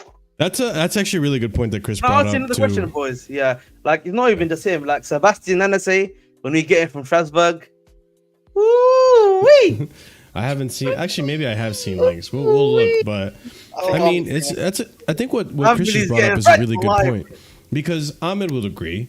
This season, it kind of doesn't make sense why we sent out Santos and Leslie Ugochukwu out on loan because it looks like we can really use that profile of player, and we've had Maresca say he needs that 6 at robust. The problem is Cassidy can't even play the 6. I don't know if you've noticed. Cassady's just doing he's not even a 6. Cassidy's doing a serviceable job. I know. That's what he's doing. Yeah. That's why I'm impressed by it, to be honest. At the very least, we can at least say that, you know, at least Ugochukwu is getting a lot of game time at Southampton, and Santos is playing a lot of the time at at Strasbourg and doing really well and improving really well. I think that's the only like positive you can take from that, right? But like again, this is the issue I have sometimes. You know, like KDH himself cannot play the position maybe that we're even asking him for, which might be because he can play the 8 role, I think, but he's an attacking 8 more so. Right, and so it's a bit of a sticky one still, as they say in it. So, do you think that Maresca, and this is for both of you guys, do you guys think that Maresca is trying to kind of shape him up to be an overall good 8 player that can play the attacking link, or they can play the defensive aspect of the game as well? Because in a sense, that's kind of what he's doing with Cassidy. I think he's trying to find his mount. You know what I mean? I know a lot of people might not like me saying that, but I think he needs a guy that's going to be a jack of all trades, if that makes sense. It's weird, though, because like, the thing about Mount that and people don't like it when I say this, I think Gallagher is a better version of Mount, because at least Gallagher, I felt, was a much better presser at the attacking third. I think Mount was a bit more technically sound than Gallagher, and he also could give you a cheeky free kick whenever he needed it. We're not saying it's bad, by the way, Woodshitter. We're just trying to understand where we see KDH and where he fits. I think the other issue that we're having in KDH is that you've had Chukwuemeka stay because you've not been able to move him on. Cassidy's obviously stayed, and it seems that, you know, at least when you're hearing him from the conferencing interviews, that Maresca's promised him that you're going to be my guy. I want to develop you here at the club. You know what I mean? And make you play Conference League minutes. So clearly, there's something there with between Maresca and again the fact that Cassidy is also getting the bench. You know, Cassidy is getting bench time, boys. If he's making the bench on a consistent basis. So again, you know, you have to question you have to question, where does my boy KDH fit? Is he there maybe to help implement the system for a year or two? Maybe be a bench player, like a squad player in that aspect, to help out Maresca's system a bit more out, if that makes sense. That might be like a logical scenario, to be Santos more honest. time, I guess, as well. Yeah. It's like that. Yeah. Chris, what do you think? What do you think the role Listen, is, and what exactly the plan for him is? I didn't understand the signing to begin with because I felt one, we had Gallagher and all that time. We had Santos, we had Ukuchuku. We had like forward players as well, of course, and we have forward players now. We have Sancho, Neto, Felix, Cole Palmer, Madueke, I guess Mudryk as well. But yeah, like he doesn't get anywhere like in that really forward line that much. But even as a six, like you got Lavia, Enzo, Caicedo, and I would obviously rather Ukuchuku as a six over KDH. I almost forgot his name. But yeah, like I think Santos in a year or so will be over like taking him as well. So I think we'll go silent probably like in maybe 2 years' time. I think Topsy Maybe. probably gone, and that's what I'm thinking. What is the point of signing this guy? But maybe the point is like he's just here to fill in the spot until like Part Santos of the reason as to why we brought him was Ukuchuku because of just all game obviously. time. But remember, part of the reason why he was brought was because of the PSL rules, right? So we brought him because of that, right? If you remember, so that was one of the main reasons as to why he got brought. So we know why he's been brought already. PR. No, I'm joking. Well, listen, I think part of it is we needed to give Maresca something, right? Something to help him establish his style of play, and a player like that understands it. Then having that voice in the locker room helps understand the manager more. So I think that's a positive. But I'm hoping that this is the situation. I'm hoping that Maresca is trying to develop KDH in a sense. Although KDH was supposed to be our more experienced player, but I think he's trying to make him a more malleable 8 that can do the 6 position and then it can do the 10 position. Right now, there's no need for him in a 10 because we have a Felix and we have a Cole Palmer. 26, I think. Damn, or even 25. I thought he was at 24, 23. Shrewsbury Hall. I think he is 26. Wow. 26 years old. Yeah. So he was one of our more experienced signings. But And he's not playing really. no, but that's what I mean. I think we'll see what happens. I'm not Maybe it takes a believing while in for him. me. It might take him a while. It might be I don't know. he has a will different never get role a in this start in team. this team. He will never get the way we like formation we play and the way we play. Maybe He will it never depends, get ahead 'cause of like the likes of Cole Palmer. here's the thing. Felix. Here's the thing about KDH, Chris. There is a good player there, but the way he's being used, he was used at Leicester when Maresca was there, is different than how he's being deployed in this team. We have different profiles that have different strengths, and we're playing in a different method than how Leicester was playing. So it could just be one of those situations like we're trying to find a way to get the best out of KDH. And Maresca's doing it in the Conference League matches and the Carabao Cup. Listen, I'm glad he had a good game against Ghent. Like, he had moments where I'm like, oh, he's finding passes. He has that creativity in him. Like, I know he does. It's just being more consistent and also being good in the defensive aspect of the game too, and being more involved with the match. There's been matches where he just ghosts. He just disappears. So that's where, like, I need to see improvement from this guy. So we'll see. He wasn't a bad signing too, because it wasn't like we paid overs for him. We paid a decent amount. Yeah, it was a that is like a little bench bit pocket quality change for exactly. player. So yeah, we'll 50, see. 60. The other player I wanted to bring up, and Chris, this is going to be your wheelhouse, and I think you already know what the fuck I'm talking about. Let's talk about Reece James. Yeah, you do. Honestly, I wouldn't think about Reece James. I'll tell you that. Why are we talking about Reece James? But he is returning, I guess. That's great. Yes. So, again, it's been a week and a half since we've done the show. This is a little bit of an update of Reece James since the last time we did it. Chelsea staff don't want to risk anything with Reece James. The international break will help to keep him working and to have him available in the best condition as possible. No risk will be taken. And we continue on. Reece James and Real Madrid stories. I can guarantee that the current management is still rating Reece James highly, and as a player and a leader. In the dressing room, they remain happy with him too. They love him. The player is happy. They will want to see him play regularly. Chris, want you to tell me. I want you to tell me what your expectation of Reece is when he comes back from injury. What the manager does, you think? What do you think the manager should do with Reece? What do you think his role in the team is going to be? And yeah, I mean, talk to me Honestly, about that. Honestly, this season, and just hold the fort for a minute, okay? Oh, you're going? Okay, yeah. Like my thing with Reece James is like, I want him, like Marshall, for example, to be like rotated in with Gusto. Let's say that, for example, because Gusto's a really good fullback. I do miss Reece James because I think Reece James is still levels ahead of Gusto, like overlapping or defensively, he's a rock. But we can't rush Reece James this season. It's all or nothing at this point with Reece James because the last 2 seasons he's been nowhere to be seen. Obviously, with the injuries he's had, he played like 10 games last season. But yeah, this season he still had another injury, but we've got to take it easy because, like, take it easy this season and then see next season. Hopefully he's more fit and he can actually be more stable to start the, like, you know, more games, obviously. But this season, I think we shouldn't force to start him in a lot of games this season. I think we should bring him on and start him a few games here and there. But, like, I think it should be Gusto mainly holding the fort for Reece James anyway. But yeah, like, I can only pray with Reece James he don't pick another injury because if he picks up another injury, then it's going to look very worrying, depending how big the injury is. But, like, if it's a big injury, like a month or 2, then I don't know what Chelsea do. I don't know if they look at him to be sold or whatnot. Like, yeah, like I say, Marshall, like, I think this season we should, like, rotate him in. Like, we shouldn't play him in every game. We should start some games, of course, but, like, we shouldn't need to play him every game or, like, start him every game, let's say that, and just bring him on, give him minutes for the next season, for example. If he doesn't pick up any more injuries this season, fantastic.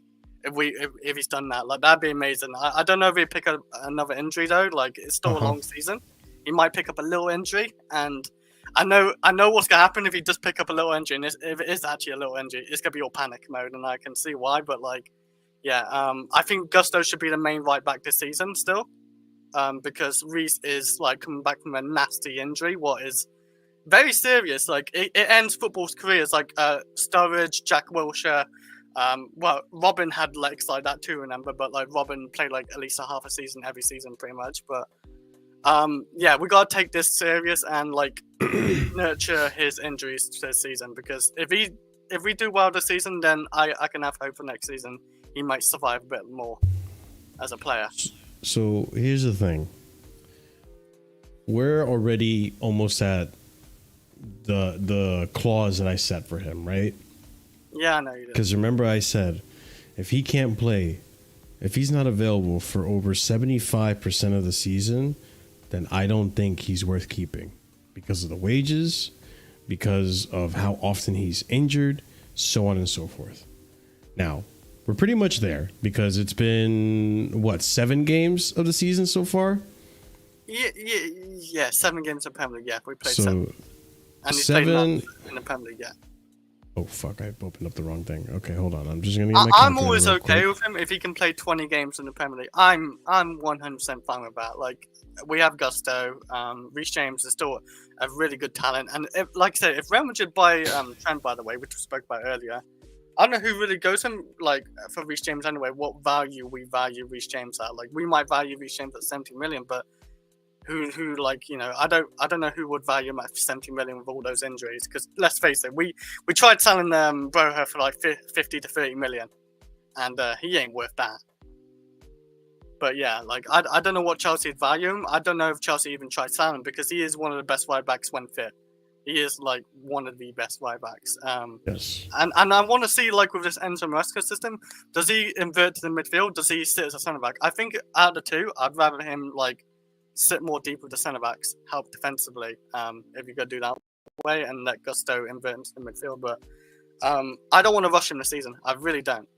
I stand by that. I just wanted him to get his minutes and just build up, and hopefully he doesn't get injuries. Don't rush it. He's not worth the rush. Like, we only probably got one more chance to see what Reece James's injuries are actually like. Yeah. So he's already missed half of this quarter of the season. Yeah, he's missed a quarter.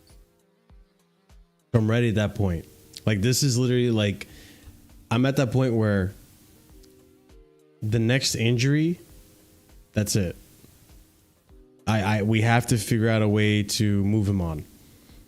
Like, and mind you, like, I might even be a little flexible with that because I understand I'm being a little harsh, but I genuinely feel that the next injury after this one, I don't think he even makes it to 50% of the games. And at that point, you're not even happy with that. So it's not about being happy. I think I'm more understanding if the club sells and if he doesn't play 50% of the season. If the club does sell, like, then yeah, I'm more understanding. I wouldn't say if he can make half the season, the club still sells. I wouldn't be happy at all. I still wouldn't, because I think he's one of the best right backs in the world. And yeah, granted, he's not fit a full season anymore because he's not a fit guy. Like because his legs, and it's not because I think it's still bullshit with the weight. I don't think it's because of his weight. I just think. Well, like, I mean, to be honest, you can look at this picture. Was Jack Wilshere a big guy? Was he a big guy like Reece? No. You're trying to think with that. Sturridge, he had leg problems as well, hamstring problems and all that. Was he a big guy? No, he's just a skinny guy. Like I don't think it's a weight thing. I really don't. I just think it's just like, you know, it's just one of those things in football. It happens, and I'd rather just back it and back Reece James because I really like the guy. You know how much I like Reece James. He's my favorite player. But like, I wouldn't be mad if he can't play more than half the season if we sell him. But yeah, I still wouldn't want to sell him. By the way, it's not me saying I want to sell him. I still wouldn't want to sell him because I really like him. It's depending on what money you can get from him. You can get 50 million from him. I say, you know what? That's good value, I guess. But I still miss him. I still miss Reece James. I can't lie. No, and I get it. This guy is a good player. He's going to be an impactful player. But now, what I'm getting at is now, it's go time. Like I was saying before, I'll even be a little bit malleable and a little bit flexible. Like if he gets a niggle here and there, or a precautionary, a contact, like out for 2 days kind of thing, misses one game. Yeah, completely different injury. Then yeah, that's different. I do agree with this comment, right? And this is the crucial part. Because maybe, yeah, what's been the issue has been the medical staff the last 2 seasons. And the managers not, rushing him. We had Lampard rushing him. I'm pretty sure Tuchel never played him when he was not fully fit. Pochettino, you already know he did. Tuchel, though, yeah, Pochettino already did. It's to me. It's now or never. You need to come back into this team. You need to rotate yourself into it. Because the other thing, too, is that Malo Gusto, he cannot continue to be playing this many games as well. He needs to be rotated because you can tell in some games lately, he's been looking like he's been exhausted. And he's not as sharp. And he's been riddled with some injuries as well. He's not looking as sharp as he did last season. Obviously, he has a different role, but regardless, he's a good player there. He needs to be rotated as well. He can't continue to play these games as long as he is. So, that being said, especially because he's the captain, we need Reece James to be available, and we need him to play games. His minutes should be managed, very, very much so. And he needs to not get injured. He needs to stay as fit as possible. And I'm looking at this image right now, and he looks like he's leaned up a little bit in terms of like the bulk, the muscle mass. Lost weight. Because that's the other thing that pisses me off. Like people like to pretend that gaining weight equals you're fat. It's not. No, Reece is not fat. He's a guy that likes to go to the gym. He likes to build muscle. He likes to be Adama Traore, right? But maybe that is an issue with the knees and stuff, or not even the knees, the hamstrings. Yeah. Because he's not a slow player either. But that being said, if he were to get injured again and it's he's out for a month kind of thing. I'll tell you what, I'm not going to look on Twitter. If he gets an injury and we don't know what the injury is, I'm not looking at Twitter. No, but regardless, I'm done. At that point, that summer, it's like we need to figure out a way to get rid of him. I can understand it. I do understand it, but I'm still not like because the money that it's costing us, we're going to have the wages that he's costing us, and just take advantage of the fact that you can get something out of him now before he becomes an Eden Hazard and he has to like retire early maybe. Because that to me, another long-term injury like that is showing me signs of like bro. He This won't last player to is 40 just or 35. no. Probably. He won't. He won't even last to 30. I think it all depends, yeah. Like if he keeps getting injuries like this, then yeah, he won't last to 30. But I'm saying if he like the injuries slow down, he doesn't get injured like this crazy like every season, then he probably lasts to 32. Hopefully, I don't see him last. I don't see Reece James even whatever happens lasting to 35. I can't see it with the injuries he has. So let's hope that he's fit, because that's the other thing too. We cannot forget that this player is a very good player. Right? People want to forget because they haven't seen him play in a long time. But this player is a very good player. This player was our Cole Palmer before Cole Palmer. Yeah. When he played. All right? So I do want him to come back into the squad. I do want him to have an impact. And I do want him to start games. Especially the big games. Like I wish he was available for Liverpool. I wish he was available for Liverpool.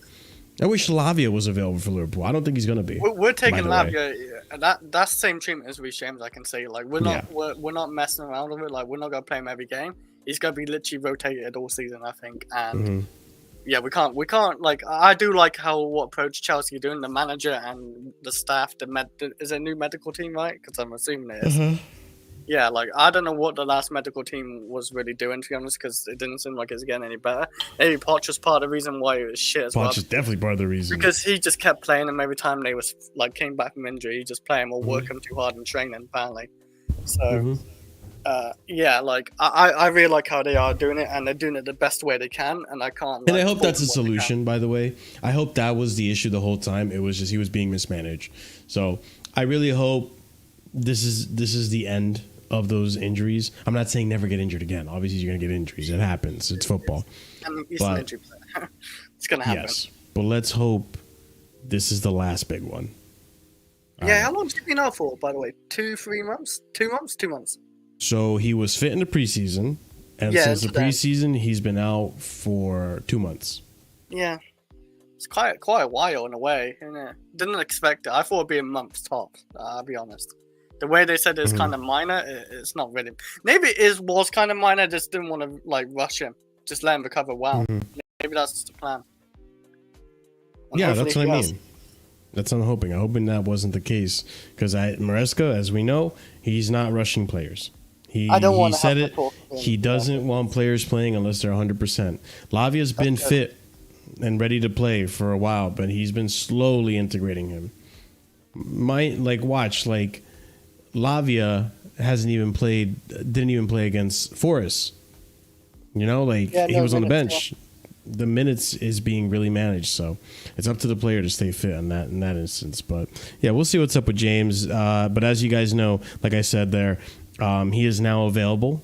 He's going to be available for, I believe he's going to be available for Liverpool. I'd be surprised in that game. I don't think he makes the bench. I think they're going to be very safe with it, but he'll be ready to go, and then maybe the game after. Or he might make the bench, who knows, and get like 5 minutes at the end if we're doing decently, but I don't see him getting involved in that match. That's going to be a rough game too. That will be a rough game. Exactly, yeah. I don't want to risk it. So, that being said, let's move on to the next topic that I have here, and it's Maresca. Maresca's got some quotes, and I'm very interested to see what thoughts we can come up with.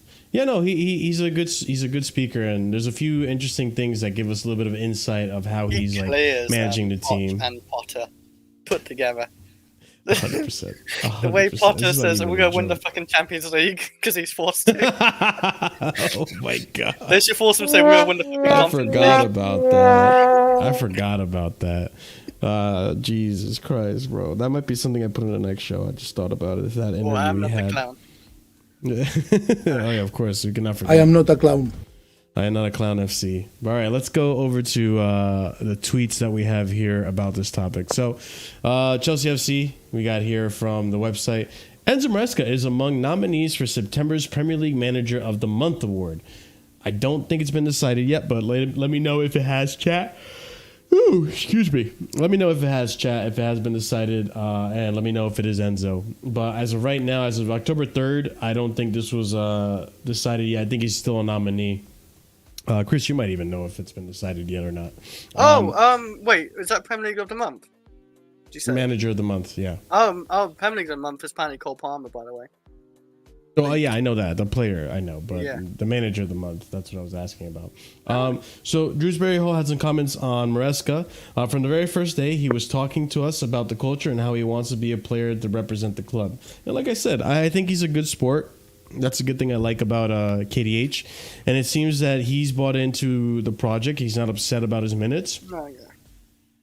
And that's great because, he's not the only one. We need players to be in high spirits, especially with, the squad that we have. We have 25 players in the roster, and they need to have their minutes managed. So we continue on. Maresca on noise around Chelsea. The only thing I can control is the results. I don't know if it's real noise or not. I don't care, to be honest. Great. We don't need you to care. We need you to focus on the football. We need you to focus on the tactics and the match and next game and how we're going to win it. So I like that he's not paying attention to much of the social media that's going on around Chelsea. No, Chris, I'm on 4 hours of sleep. 2 nights in a row. Sorry. So bear with me. I'll be dying. I'm a beast. What can I say? Maresca, we don't have 2 teams. It's 1 team, like I said. And you know what? This is a good quote. This is a great quote. It's a good quote, but it feels like we have 2 teams because one, when we're playing the Conference League, is a completely different 11, right? No, I don't think it's 2 teams, by the way. And then we have in the Premier League is a completely different 11. We just have a big squad. It's 1 team. I do get what he's trying to say. It is good what he said.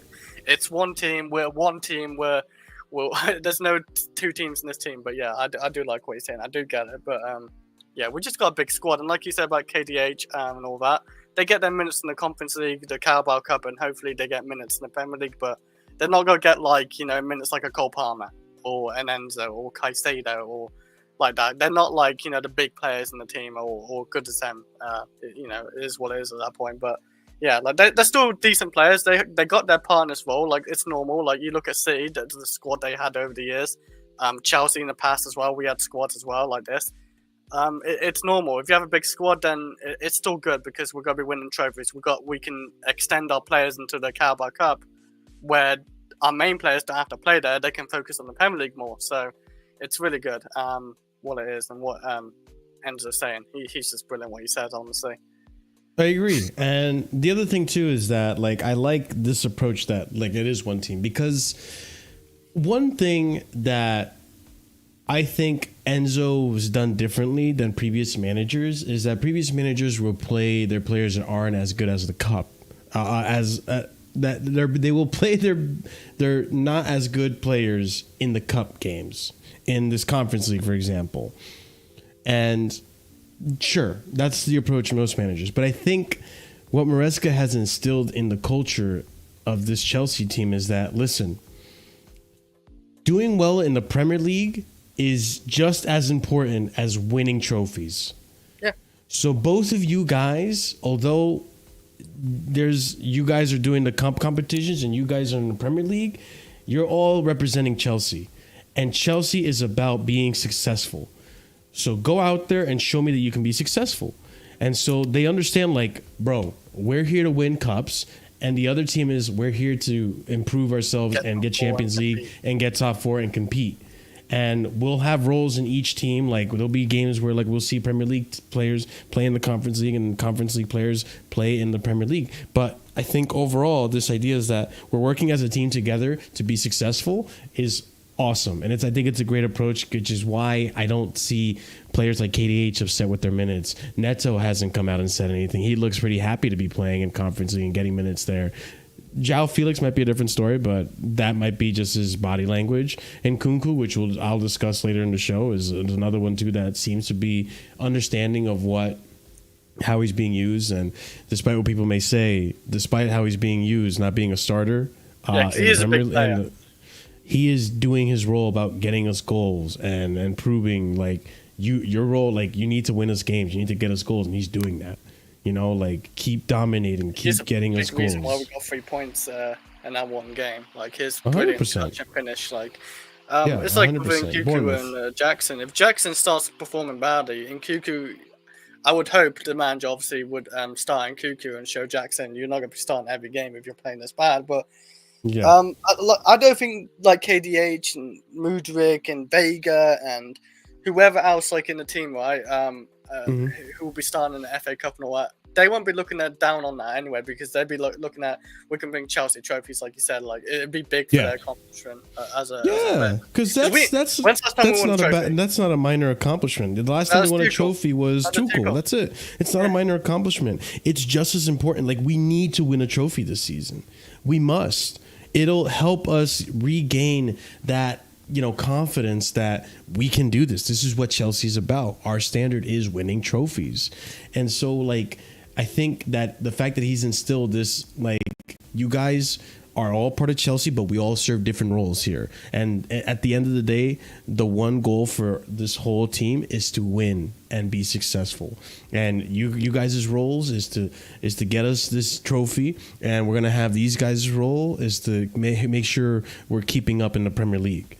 So, and I don't think that means your one is better than the other. You're just serving different roles.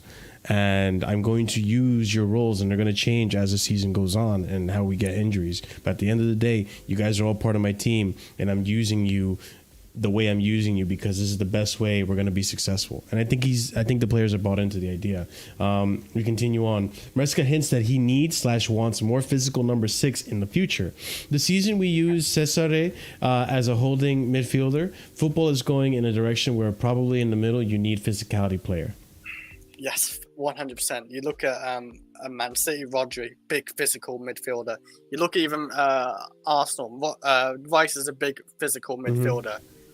Liverpool, when they had a good midfielder, Fabinho was a big physical midfielder.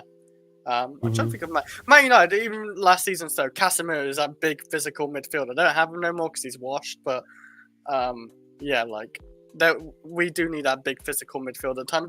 I think Lavia is that, by the way. I think he's not big though, but he's a very physical. Lavia's pretty. He's a pretty decent size, but you don't need to be tall. No, he's a big guy for his height. Yeah, he's very physical. Yeah, like you can see, like he's built. Romeo. I love like Rodri, man. Rodri's built, and like he's a brick wall. Like remember Matic as well. Like Matic was that big. Of course. Brick wall, like you just couldn't get past.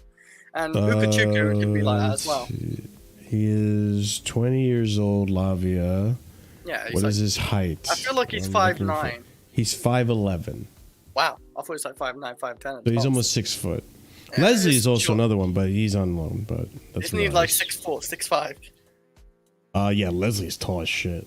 Yeah, he's a tall guy, but yeah, I feel like Lavia could serve this role for us. But the thing is, like, I didn't think Lavia was an injury-prone player, but it seems that Maresca's identified that we have to manage his minutes and be careful with him because we can't overuse him either.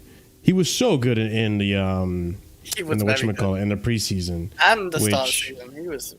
He's our best midfielder for sure. That's what I'm saying. Concerned. You don't need to be the biggest physically to dominate. Makalele wasn't big, and he's the best. Yeah, exactly. He just knowing your position, knowing when to go in for a tackle, and all this type of things that make you physical. It's having that sharpness and intelligence on and off the ball, which I think Lavia does have, and some of the best DMs like a Rodri and Declan Rice. Despite I don't like Declan Rice, gotta admit. Yeah. He's a solid player. He's good at what he is, which is a DM, and he's good at defending and finding the right spaces and attacking them before the other opposition gets there. Just reading the match well. Yeah, exactly. Again, Kante, another one, tiny, but he was an absolute monster. The thing with Kante, he's just everywhere. There's 2 Kantes, so if anything, he's like 8 foot tall. Yeah, exactly. Let's go to the next quote that we have here as well. Enzo Maresca, the ones who played tonight, it doesn't mean they won't play the next game. Again, that's true. I went to mention that, by the way, because if you think about it, like Nani Madueke, like if he keeps like not performing that well, a Neto will come in, I think, and start. If Neto gets enough more minutes, like in Premier League and Conference League, Carabao Cup, and he's playing well there, he will get a start. That's what I was trying to say before with Neto, actually, but. Neto was thrown in there. Funny enough, I don't know where Vega played. What, left back for Cucurella, or is he on? Vega was a left back when he was in. What team was it? The Swedish team? I forget what team. I think Cucurella, man, he's a consistent motherfucker. Yeah, Cucurella. It's a shame he's not going to play for Liverpool. He doesn't give you like 9 out of 10s every game, but he's just always giving you 7s. He's playing that Aspie role on the left back. He's solid, yeah. He's solid. Obviously, he doesn't have the crossing technique like Aspie, but he's consistent defensively. Yeah, he's got some decent passing too. Like we've seen it. But yeah, we'll continue with the quotes here. Enzo Maresca, if someone had told us at the start of the season that we could be where we are now, probably we would have struggled to see it. The table is nice for the fans. They can enjoy that moment. For us, we need to just be focused on how we can improve, which I agree. And even Enzo, he is humble. And I like that even Enzo Maresca didn't expect to hit the ground running the way he has, but it's good. He's overachieving, in my opinion. I'm in the same boat. I thought we'd start slow this season and start like going into it, but we start pretty quickly, in all fairness. Yeah. Enzo Maresca on discipline issues. I said many times it's something we need to improve. I like the team, the way they are fighting and become a team. And I like this too, but we have racked up quite a significant amount of yellow cards. I understand Anthony Taylor tax, but it's just not good. So that needs to be calmed down and sorted out as well. We continue on. I don't think Maresca says, I don't think we can compete with City and Arsenal. City had their manager 9 years and Arsenal 5. Us, 3 months. What do you think of that one, Chris?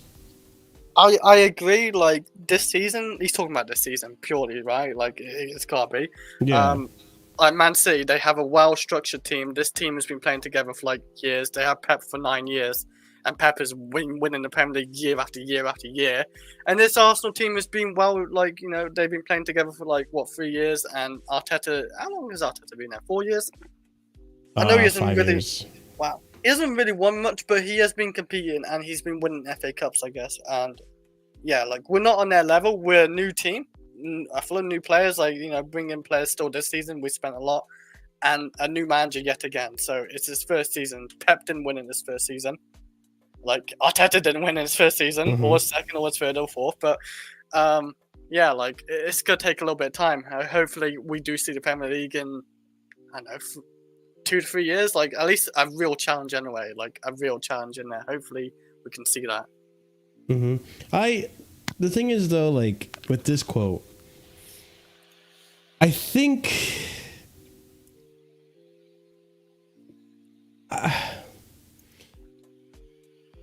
there's two ways I see it. One of it is that I think he's lying to take attention away from this. But I think in the background or in the back of his mind, he's thinking like, I can't compete. I won a championship last season. I want to try to win this Premier League as well. So he's always going to have the aspiration of like try to win. Yeah, but on the other hand, exactly. On the other hand, he could be honest and seeing like, okay, I need more time for this team. There are some deficiencies still. These teams above me, Arsenal and Man City, they have covered those deficiencies really well, and they're routine and a well-oiled machine, and I'm not there yet. 9 times out of 10, I may lose a match with them because they're just developed. I'm not there yet. This team isn't there yet. He sees the deficiencies in training, and he knows that in order to win the league, you need to have certain aspects to your team and characteristics that will take you there. He might even say, like, I don't really have the leaders yet. Like, these players are still gaining their confidence and getting their voices. Young. So, I love them young. Wait, what did you say? Young. Okay, I thought you said something else. Okay. I mean, I don't know about if Enzo's. I think Enzo's probably one of our biggest leaders who plays right now. Like I can see, and maybe Caicedo too, for his country as well. I can see him being a good leader too. But I don't know about Cole Palmer. He's like what 21, 22, and he's not been really playing that 23. Much yet.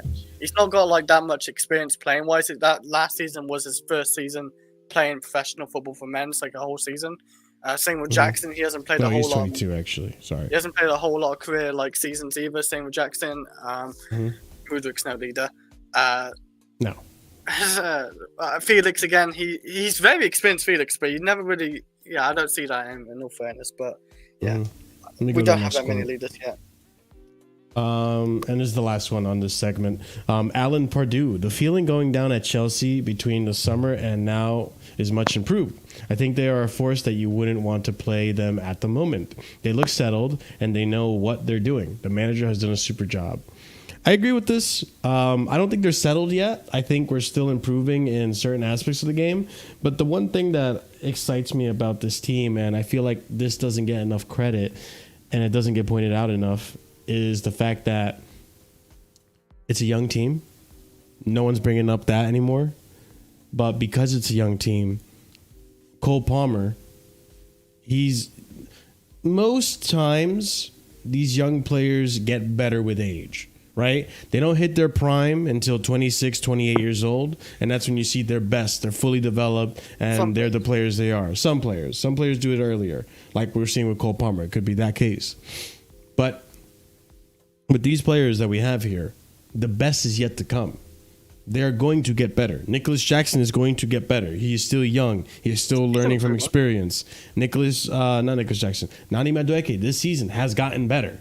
Like, despite what people say, because they don't see the GNA, they're not looking at the defensive aspect of his game. He's improved as a player. How he was under Lampard isn't anywhere near, and his Wakefield as well, isn't anywhere near how he is now with Chelsea. You know, with Maresca. Where you're looking at Levi Colwell. He's a young player as well. He's going to improve. He's looked like he's improved. Enzo, Caicedo looks like he's improved. Like, these players are going to get better with age. So it leads me to be excited for this team because, God, if we make top four with this team, who knows what they can do with that extra year. With that, like, okay, this is what it's like to compete for the title. Now we know we can do this, or not compete for the title. I'm sorry. This is what it's like to get to the top four and compete for top four. We know we can do it. Now let's see if we can push ourselves to get to challenge now. Marshall, they could have done it last season, I think. That's what I'm saying. That's what I told people. There was many issues last season. Yeah, injuries. I expected. We all of us here. It was Chris, you too. We all expected them to take top four. Like we have great players. These players are good. Like the starting lineup. Anyway, you got Enzo, Caicedo. Or actually, that's not true. I expected sixth place, but I think I put a top young four. team. But but I think. But even when you saw the end of the season, you knew top four was there for taking. At least top five anyway. That was definitely for taking. Yeah. But you got Cole Palmer, you got Enzo, you got Caicedo, you got Jackson isn't like world class enough or elite or whatever it is, but like he's decent. Cole I think he's going to become one of the top centre backs in the Premier League in a few years. I really can see it with him. Fofana, I always got a big question mark with Fofana, but like Fofana, it's the injuries may hold him back. But Fofana was, let's not forget, before we bought him, he was one of the best centre backs as well in the Premier League, I thought, or up and coming anyway centre backs for sure. In the world, really. He was very good on the ball. He was being considered really highly, yeah. He was good at pretty much everything. I felt like he could have done it all, but injuries held him back. But yeah, we got good players in our team, and the depth we got is one of the best in the Premier League. No. Yeah. I think it might be the best in the Premier League. Yeah, to be honest, I don't think any other team has better depth. Man City have to use their youth players a lot of times because they're not really been buying for the last few years for sure. Probably for good reasons, but yeah. I mean, they spend so much on wages. I can only imagine wages and players over the years. Still, they don't really sell enough like Chelsea either. No one does. This is true. That's why we bought a lot of players with it. No, exactly, and it makes sense. But I like where Maresca's taken his team. I like the way he thinks and how he's executed it, and it's crazy because this is stuff that I expect from an experienced manager. This guy, like, I know he does have experience, but not at the top level. Like, this is, you know what I'm saying, Chris? Like, this is something I expect like someone like Tuchel or like a Jurgen Klopp. You know, like I expect this amount of thought into the team, and like, because I feel like in order to know how to manage, you need to have done it for a while. You need to have been through multiple teams, know personalities, know who's gonna be a hothead, know who's gonna, understand the team and tactics and so on and so forth. And I feel like this manager came in and already kind of knew. He already knew everything. He's done his homework. He knows what he has to do. He knows how to manage the team and everything. And that stuff all comes with experience. This guy's supposed to be inexperienced. Like it's just crazy to me. But listen, big up to Maresca. I hope it continues. The season is a long one. I know we're only a quarter of the way through, but it's if he keeps it up, like I really look forward to seeing how much damage this Chelsea team can do. But that being said, speaking on the amount of damage this Chelsea team can do, we do have an individual that we'll speak on. But let's also bring up the fact that I would like to know how much damage you guys in the chat can do.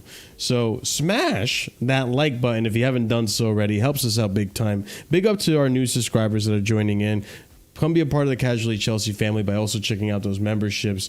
4 different tiers starting at 99p. Big, tremendous help to the channel. Helps keeps the lights on here. And it's a great way to support. You get some awesome emojis out of it as well. So if you haven't done so already, if you're a member, go ahead and show some of these new guys what those emojis could be. Show them some of the fun ones in there. We get more emojis the more you guys become members. And there's the first starting membership is just 99p, which is, I know, not much for a lot of you guys out there. So it's a great way to engage with chat. But let's go on to the next topic, which is Palmer. England Player of the Year, Cole Palmer. It's impressive. It's impressive. This man cannot stop winning accolades at all. He just can't. He can't. The more individual awards, he's winning individual awards I didn't even know existed anymore. Like it's like what the hell was that? Like I've never knew about that. What? You know what's funny? The manager called Southgate didn't pick England's Player of the Year, the Player of the Year. Yeah. Joke. It is a joke, and well, I was gonna say your guys, but you're not English technically. The English. UK, you guys suffered a lot through Southgate. It's over. I promise you. Cole Palmer's here to save the day. So people were saying Cole Palmer was quiet during Forest. I beg to differ. 9 touches in the opponent's box, 6 chances created, 6 shots, 5 out of 6 duels won, 3 fouls won, 3 times possessions won, 2 shots on target, and 1 assist. Still got an assist out of that match regardless. And people want to say, but Madueke did all the work.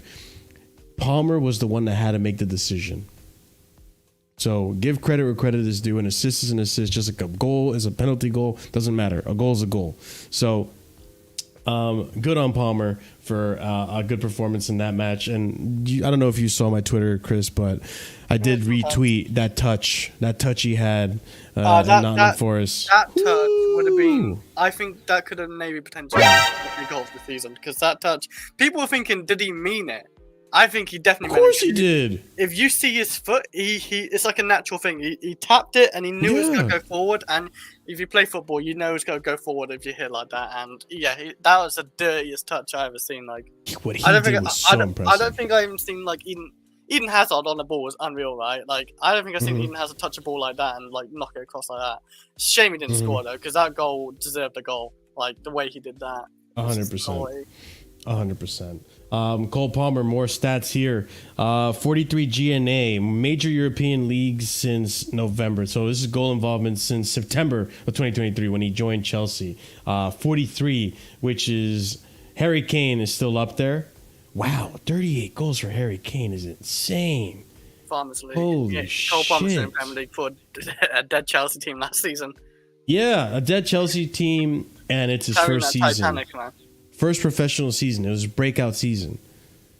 To be up there with these greats. To get that many assists as well with a team what misses a lot of chances is crazy good because he's the top assister out of all of them. Yeah. I know people were trying to tell me, but how are you counting assists for Erling Haaland? Listen, goal involvements, whether it's through assists or goals, it's still impressive to have more than Erling Haaland. I don't care what anyone has to say. Erling Haaland, his bread and butter is his goals. But the fact that Cole Palmer has created 43 goals versus Erling Haaland has created 39, and I know I worded that weird because I'm saying created like it's a creative player. No, it's making 39 goals. Fine, let's use that. It's an impressive number, but the Cole Palmer to do that 43 times in his breakthrough season, people, that is impressive. And Harry Kane, is right up there too with him, and who knows, he could even break that record. He could. We continue on. Cole Palmer leads the league in non-penalty XG plus XG assisted per 90 at 1.11. The chances he creates and shots he takes are not dissimilar to what Lionel Messi was providing back at the end of the 2000s Barcelona. Holy shit, I didn't know that. That's 2010. All right, I'm not going to compare him to Messi, but that's... He's the next Messi, but a tall Messi. Chris, don't do that. Don't do this, You know Chris. I'm joking. Chris, Messi do is this. on a different planet. Same as Ronaldo. Let's not do this. His Hey, you favorite never player know, is though. Messi, You by never the know. way. You never know. Yeah, we continue on. Most chances created from open play in the Premier League this season. Cole Palmer leads that by 30, with 21. Jesus, I can't speak. With 21 chances created, we have Bernardo Silva in there, Bukayo Saka, Kulusevski, Iwobi, and Anthony Gordon. I mean, these are the key names that you want to be in a list with, is Saka and Bernardo Silva. So it's still a great list. Yeah, right? Right? Cole Palmer has also been nominated Premier League Player of the Month. I think he ended up winning it, right, Chris? As the leagues happen, I did my part. I voted for Cole Palmer because Of course you did. we all are Chelsea fans. It's up to the neutrals who they voted for as well. So Of course. and I think Cole Palmer just won it. Even the neutrals would probably vote Palmer, to be the honest. Arsenal fans are crying. The Arsenal fans are crying. Oh, yeah, of course they are. He Why didn't wouldn't deserve it. they? He They scored 4 always goals cry. against Bayern, just one game. Like, yeah, just because he scored 4 goals in one game doesn't mean he did shit the other games, did it? Fair enough, yeah. 100%. Not everyone at Man City was convinced that Cole Palmer would develop enough physically to make it at the top level. There is a lively internal debate about whether to offer him a professional contract. There was a lively internal debate. Okay. So yeah, they were unsure at Man City, which is crazy because listen, I don't blame City for selling him, and I don't blame other clubs for overlooking the player. But when you look at the stats that he was putting up at youth level, he was like in a class of his own. Like he was that much of an outlier.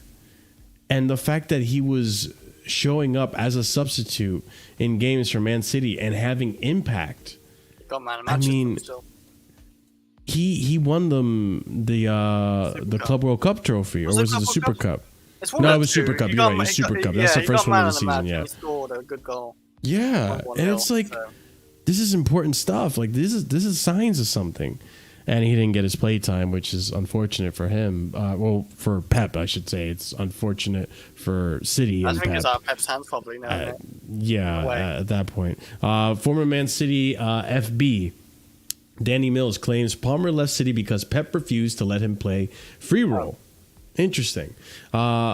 The problem that I think he had at Manchester City, Pep likes to play in a certain way, and Pep doesn't really like these sort of freedom-esque players, which is why, I was just about to say this, which is why he had to rein Jack Grealish in an awful lot, and he changed his game almost completely from what Jack was. I don't think Cole Palmer was willing to do that and was willing to change and become a player that's going to sit in that position and work back and do as he's told. I think maybe there was a clash between him and Pep where he wouldn't do what Pep wanted him to do, and that's why ultimately Pep let him go. Listen. Okay, maybe the Pep was part of that reason. I said this before and people thought it was a hot take. I genuinely think that just because you play at Man City doesn't necessarily mean that I feel like some players are held back at Man City, and it's because of the way Pep likes to play. Jack Grealish is the best example. Yeah, I know you really can't. You can't. Jack Grealish is the best example of that. Yeah. Do you remember how Jack Grealish basically... Bro, he carried Aston Villa. He carried that team. And he played at Aston Villa so drastically differently than how he's playing at Man City. At Man City, he is a shadow of what he used to be at Villa. What were you going to say, Chris? It was like instant. As soon first season he went to Man City, we said, "Oh, it's just the first season."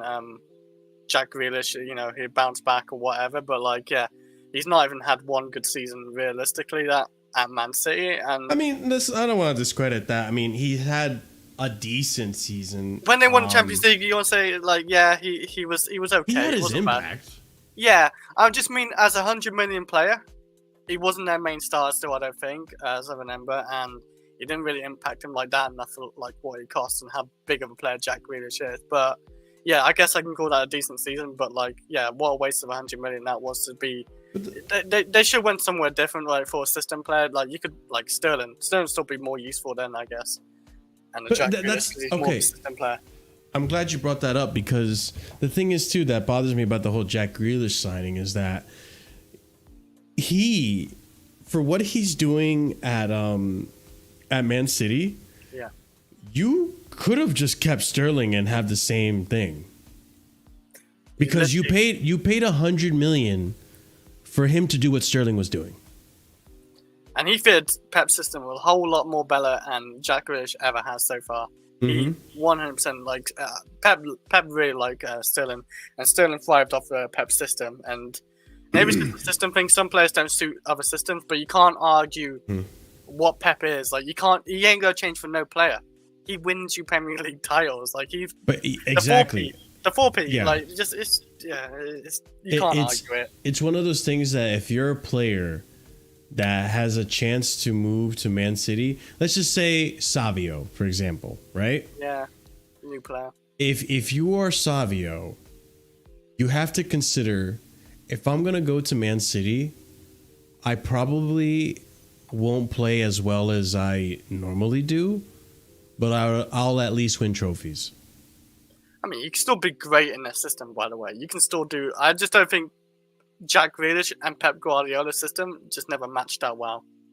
But remember, he's more of a free player and is all relying on him. He can just shoot whenever he wants. But this is what I'm saying, Chris. Yeah. Like, I just think you're like caged. You know what I mean? It's like imagine telling Maradona, like, okay, listen, you can play for Argentina, but you have to use one leg. I mean, I would say KDB had a good free roll under Pep. He could shoot from anywhere if he wanted to, realistically. Who's going to argue against KDB doing that? He's earned that right, and he can just pass it from wherever he wants because KDB is that guy. But, like, I just think, yeah, like with Jack Grealish, yeah, like with Aston Villa, he could just shoot wherever he wants and he can miss. But if you keep missing, Pep ain't going to like that. No, and I get that. He ain't going to like that. He's going to sub you up or...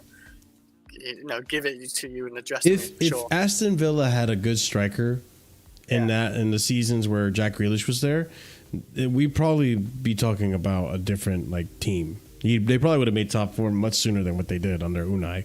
I just think like players like Doku, even like I don't rate Doku, but a big part of what is hurting Doku might be because of the system at City. But at the end of the day, who gives a fuck? Because he's going to win trophies and he's going to have his moments where he'll be allowed to like score a goal and get an assist because of the system. It doesn't hurt everybody though, because did it hurt Sterling? No, it doesn't hurt everybody. Because Sterling got the best career out of his life under Pep Guardiola. The goal was an assist he won because of Pep Guardiola's system. And it didn't hurt Sterling. I think it does benefit some players. Like we're seeing Kovacic looking like it's benefiting him. Yeah, he's a great player for Man City. Squad player, starter. Like he saved them recently with 2 goals. But like, yeah, I can tell. Like I already knew Pep would like Kovacic. Kovacic is brilliant on the ball, and he can give a bit of a good defensive awareness to him as well. So yeah, I knew he liked Kovacic, and he does. It's clear to see. I'm glad Kovacic is doing well over there because I really like Kovacic as a player. It just at Chelsea was too much of a mess to keep him at that point. No, I get that 100%. Let's continue on reading some of these comments here. Palmer voted ahead of Saka, and Bellingham becomes the first Chelsea player to win this award since Ashley Cole in 2010. Wow. So this award existed for a while, Chris. We didn't know about it. Because we don't really win it. We never talk about this fucking award. But good on Cole Palmer again. Cole Palmer on being named England Player of the Year. I'm really happy with how the last year has gone overall. It's all happened so quickly, but I just want to keep going now. I want to say thank you to the fans. Being voted by the whole country is an honor, which is crazy because the fans were the ones that voted on this, and majority of English fans, and I talked to like Man United fans, even an Arsenal fan, like I know real life, and they could not understand why Cole Palmer don't get minutes in the England team in that Euros, because every time he came on, he showed it. He literally almost saved England from winning Euros as a bench player. Like it's just crazy to see, but he deserves it as an English player. Like he's better to me. He's better than Haaland last season, and probably Foden. It's just he played for Chelsea. 100%. Yeah, that's true. We continue on. I always try to excite people in the way that I play. I want to take risks and try things. I think that's how the fans want to see me play. Yeah. And I tried to play as if I was a fan out on the pitch. That means trying to score goals and getting them off their seats, which that's an interesting way to look at it. Very old school. Yeah. You remember like when shoot from wherever you want. Remember when he won? He get the assist to Ollie Watkins in the semifinal of the Euros. Yeah, and people, and people said like it was a last minute goal. I just wish I wish they scored sooner. And Palmer's reply was not as exciting though. In it, you know. You remember that? Yeah. So this makes sense. It does align with how he thinks of the game, which is a weird way to think, in my opinion. But hey, whatever works for you, man. John Stones and Cole Palmer as well. I was a huge fan of Cole as soon as he came into our first team setup. What he brought to the game and how he played as if he was in the park. I was sad to see him leave and made him aware of that. What he has gone and done is credit to him. John Stones. He has, though. Yeah, dude.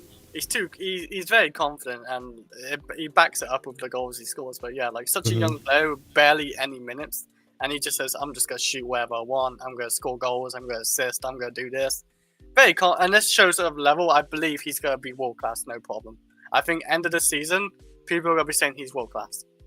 Like I think it's gonna be the general like senses of like other clubs in the Premier League, Man United fans, maybe Arsenal fans if they're not like being like butthurt about it or whatever, but Man City fans are definitely will be. Him. Like, if he continues like this, he's world class. Easy.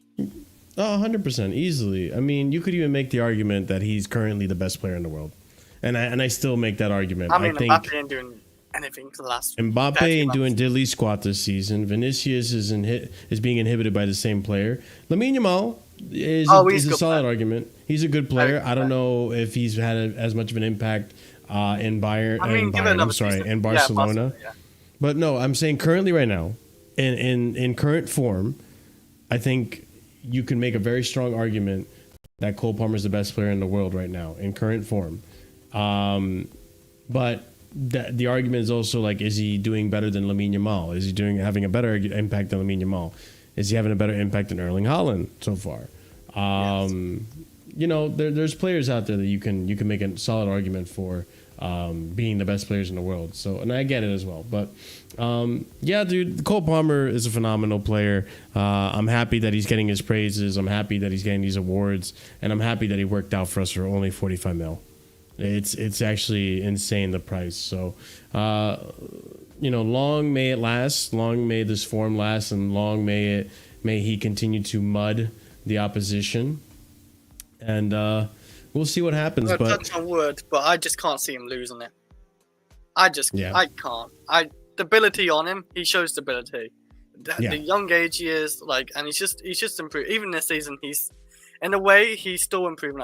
I think he's still improving as a player. Like his control on the ball, like on the ball work and stuff like that. I think he's improving massively. Mm-hmm. But yeah, he's got to get goals. Like I think this season, I wouldn't be surprised if GA is talking about like I don't know, 15. I don't know how many. He's got 5 assists so far this season. I think he can get like 15 assists and like maybe near 20 goals, and that is like really good for how many players we've got around him. Like Jackson improving too. Just an unreal player. I can't see it losing it. In the Premier League, he has 6 goals and 5 assists. Yeah, this season and 7 games. Yeah, it's crazy. It's crazy. People want to say, "Oh, Brighton tax." Like, what annoys me is that people want to say, "Oh, Brighton tax." Oh, he did it against weak opposition. I like seeing what else do with Brighton. Like, Brighton's a good team. Exactly, but also like, okay, why? If Brighton is that bad, and my player's not that good, your player's better, right? That's the assumption that my player's not as good as Saka. You don't think Cole Palmer's as good as Saka. You don't think Cole Palmer's as good as Mo Salah, right? You don't think Cole Palmer's as good as Lamine Yamal and all that stuff. You don't want to give it credit. Let's keep it to the Premier League, right? You don't want to give it credit? Okay, fine. Then when you face Brighton, you replicate it. You do the same thing. Any team, really. Any team. I'll even give you Southampton. Mo Salah or Bukayo Saka, go to Southampton and score 4 goals in one half. And that's Southampton. Like, do it. If it's so easy, stupid. If it's so easy, then do it. He's done it twice now. I'm trying to think what players can really do it like that. I mean, Salah can, obviously. I don't think Salah's done it twice, though. 4 goals in a game. He may have. I don't even know, but like, Haaland, like, he's a striker. He will struggle. He struggles to score 4 goals per game. 3, yeah, he does that a lot. Like, Haaland hat trick, yeah. But 4 is a big number. It's crazy. He shouldn't be like down in that. Like, I shouldn't really like going into that debate with fans, like saying, "Oh, he does against Brighton or whatever." Brighton's a good team. I'm not disrespecting Brighton. Did Brighton even lose to anyone before Chelsea, or I don't even know. Brighton was looking good. They were undefeated. Chelsea. They were undefeated before Chelsea. And they faced like Arsenal and all that, and they drew against Arsenal, I think. But yeah, like we smacked. Well, he smacked Brighton. Yeah. He was literally. Where was it? He was our best attacker in that game, by the way. That's what he was doing in that game. Just want to let you know. It's just Madueke was very wasteful that game, by the way. Yeah. He didn't really have many chances that game, and when he did have that really good chance, look how that keeper was. Like, he saved that double save. He created 6 chances that we didn't make. The goalkeeper fucking saved worldies. I couldn't believe if he puts those 6, if we put those 6 chances away, this guy has 6 assists. So if you want to keep asking, where was he during Forest? I mean, hey, Haaland has some games he misses, by the way. Yep. There's games he literally and I'm not missed. saying where's Haaland. He missed that last game. He would know where's No one is literally saying, where's Haaland against Fulham? It's not even a low block team. So that's why I'm just saying, like, not even Fulham. It wasn't even Fulham. He should be scoring 3 goals per game. Newcastle. Sorry, Newcastle's the team. I just black and white kid. Sorry, threw me off. Newcastle. No one's saying where was Haaland during Newcastle. Hey, don't worry. We'll see end of the season. The stuff he does on the field.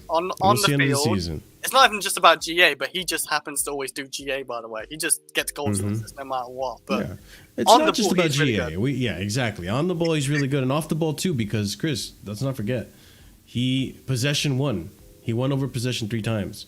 He has duels won 5 out of 6 duels. Fouls won 3 out of Was it Crystal Palace where he had to drop us a 6? Like how good he is on the ball. Like he had to drop us a 6, and that's how good he is. He can play anywhere. Defensively, he's also good. That's what I'm getting at.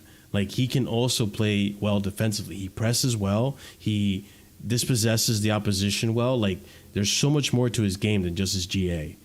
But that's the only stat that people care about is his goal and assists. And even that stat, he's blowing everyone out the water. Why is he just lost to Greece says it already? It just shows how shit England are, or how terrible they are. Like, it's not a shocker. I don't even know where he played. Apparently he played in DM. I'm not too sure because I didn't watch that game. I'd rather watch paint dry of it. Yeah, anyone to watch the England game, you want to... They had no striker in that game, by the way. They had no striker. It's weird. Really? Yeah, like, if you look at that starting lineup, there's no actual striker in that team. No Watkins, no nothing. I couldn't work out who that striker was when I looked at the lineup. But yeah, like, they got to keep hating on Cole Palmer because he's one of the best in the Premier League. If not the 100%. best. Speaking on striker, though, this is a good moment for me to transition over to the next topic as well. Is Jackson suspended? Maybe? What do you do now? Well, I don't know if you heard, Chris, but during the Nottingham Forest kerfuffle that we had, apparently he went up and just slapped the player. Yeah. But let's look into it, and then Chris, you tell me. I didn't see your thoughts. But wait, what? I didn't see the slap. Oh, I saw it in slow mo. Oh, really? Yeah. I missed that. So, here, I'll pull it up right now. Okay, cool.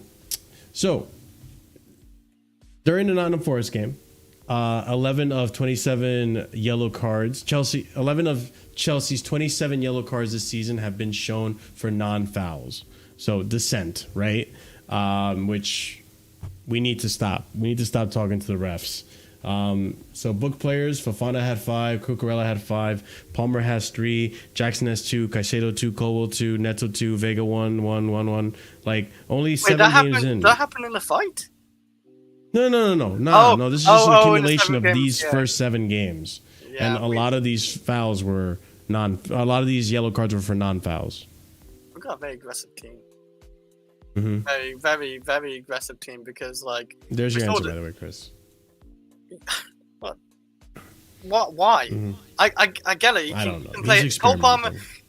I'm convinced that he plays goalkeeper. He might give a good game. I don't know. I don't know about that. I don't know. Well, we seen like Harry Kane, like Walker and all that go John Terry. I'm convinced Cole Palmer might be better than all of them and goalkeeper outfielders. But yeah, I can understand why he didn't do much to. He can play as a 6. He has played as a 6. I'd rather not have him as a 6 because it limits him. But he's not gonna win you the game. He's not going to get you goals from the 6, really. Yeah, no. Exactly. He's not going to win you the game from a 6 position. If you had him in the attack, that could have been a different story. That's kind of where we're getting. No, I didn't read it right. Yeah, I'm a bit tired anyway, but yeah, I didn't read it right. No, I get you, Chris. I get you. I just saw the names. I thought it was like list of players who got yellow card. I didn't look at the numbers, to be honest. But yeah, like we do have an aggressive problem anyway, Marshall. That's what it is. So yeah, let me continue reading these tweets real quick. Though striker Nicholas Jackson is expected to discover on Monday whether there will be any repercussions after the video showed him putting his hands on the face of Morato during a fiery 1-1 draw with Nottingham Forest at the Stamford Bridge. You have comments saying he's guilty. Nicholas Jackson is in trouble as a video appeared to show him slapping Nottingham Forest defender Morato in that scuffle. I wonder if there's a video of it somewhere around here. I mean, maybe not. But I can believe Jackson did it, by the way. Oh, right. Here we go. That's essentially what happened. It's kind of a push more than anything. It's kind of a weak slap. It's not even a proper slap, man. Yeah. You need to go watch EastEnders or something, man. Look for a proper slap. I know you probably know what EastEnders is. It's like a soap. He doesn't really slap him. He kind of pushes his head away. He's just pushing him away. But let's are they still reviewing this? Because I don't think that's a slap, but... I'm getting there, Chris. Chelsea are set to be fined £50,000 by the FA for picking up 6 yellow cards versus Nottingham Forest. This is their 2nd offense this season. It's not good. And Chelsea and Nottingham Forest have been charged by the FA with failing to control their players. And then we have here Nicholas Jackson will face no further action for his slap on the weekend. The striker will be available as normal, which is good. We need him for Liverpool, or need him to be available in case for Liverpool. But Chris, what do you think of this whole fiasco, man? Do you think it was even a slap? No, like I said, if you want to know what a slap is, just go watch EastEnders or something, like Sharon Watson or something. But that's not a slap. He's just pushing him, and players do that all the time. But yeah, like we definitely need a Jackson for this Liverpool game because he always gives like Van Dijk. He's got to give Van Dijk and Konate definitely a game for sure because he's tall, he's fast, and he's quite strong actually, surprisingly. But yeah, it's not a slap. But if he did get sent off for it, well, not sent off, but what's it called? Suspended for it. We got Nkunku, and Nkunku's a fantastic player, but I do prefer a Jackson over Nkunku for this Liverpool game because they play a higher line. He's got the more pace over Nkunku. He's got more strength over Nkunku. He's got more of a height to him. But yeah, it is what it is. Like, I don't know why it's questioned, to be honest, Marshall. Like, it wasn't even nowhere near a slap. It's pathetic, actually, to be even called a slap. But yeah, good we got him because he's got to definitely start against Liverpool for sure. Like, we're going, it's 2 weeks away. I think it's 2 weeks away, isn't it? We play Liverpool. Yeah, we play him in 2 weeks for sure. He'd definitely be fit for that. I don't even know if he has international football or nothing like that, but yeah, like you said, I think he said Sarah slap. I don't know who that is referenced, but that's not a slap. What? What? No, like the body. I don't know what it says fully. This whole sentence I can't see because it's Jackson. Nicholas Jackson will face no further action. If he was suspended for that is the most pathetic suspension like of all time, because it's not even a slap. He pushed him away, and players do that all the time. By the way, he's not holding him in the throat. He's not slapping him. He's not punching him. He's not doing none of that. So to be questioned is funny. Yeah, no, I get it, and it's. I'm glad he didn't get suspended for it. Listen, at the end of the day, we kind of got lucky with that, because I feel like more times than not, that's gonna be considered not okay, right? And he gets some type of suspension. So I feel like we did get away with something there. Nah, not for me. I don't. I think it would have been harsh, because I don't think it's necessarily a slap, but he's like, it's violent conduct. Players you know do what I'm that all saying? the time, by the way. They push each other. They do that. I literally saw Gus and it got pushed into the dugout and everything, like, and players like Costa getting grabbed in the throat and stuff like that, and nothing happens really. So yeah, like I seen worse and gotten away with it. So that is nothing. What I seen before. I seen players get away, not get away, but sent off before, like stupid shit like that. But like he shouldn't, because it's not really anything. It's he at the moment, nothing more. But No, if we did, like I said, if we did lose Jackson, it's not like we wouldn't have any forward. Like we have Nkunku, who's a good player. Mm-hmm. So Yeah, I wouldn't be like, oh, we lost out. Like we got no one up front. We got Nkunku up front. He's a very good player. On the ball, he's one of the best. Shooting wise, he's a better shooter than Jackson. He's our best probably shooter maybe. In this team. Not that I wanted Jackson suspended, but to a certain extent, I kind of would have liked to have seen Nkunku definitely play. He could still start that game. I think he should have played more minutes in that Forest game, because they were sitting back too much, and he would have thrived in more that game. This game against Liverpool, Jackson thrives more in that, I can tell you that, because we've seen him against Van Dijk a few times, and he's bullied him a few times, so I'd rather Jackson for this game, in all fairness. And if Jackson does have a stink against Liverpool, then hook him off for Nkunku. I get where you're coming from. I do understand where you're coming from, but Jackson was also in that lineup when we got slapped by Liverpool. Pardon? Jackson was also in that lineup when we got slapped by Liverpool. Yeah, I just seen him against Van Dijk. This is now another. I get that, but this is now another Liverpool team. Like it's under a new Chelsea management. team as well. New management. This is true. It's both the same ways. Like the same Marshall, he's probably gonna start, right? If he's honestly not doing anything like the Nottingham Forest game, like 16 minutes or so, I'm saying please bring in Nkunku on. Give him 30 minutes at least, and added time, whatever it's gonna be. So yeah, I think Nkunku is a better, obviously shooter, and Jackson better on the ball than Jackson, but Jackson's quicker, taller, stronger probably. He's just a different player to Nkunku, but two different players, two good players, I think.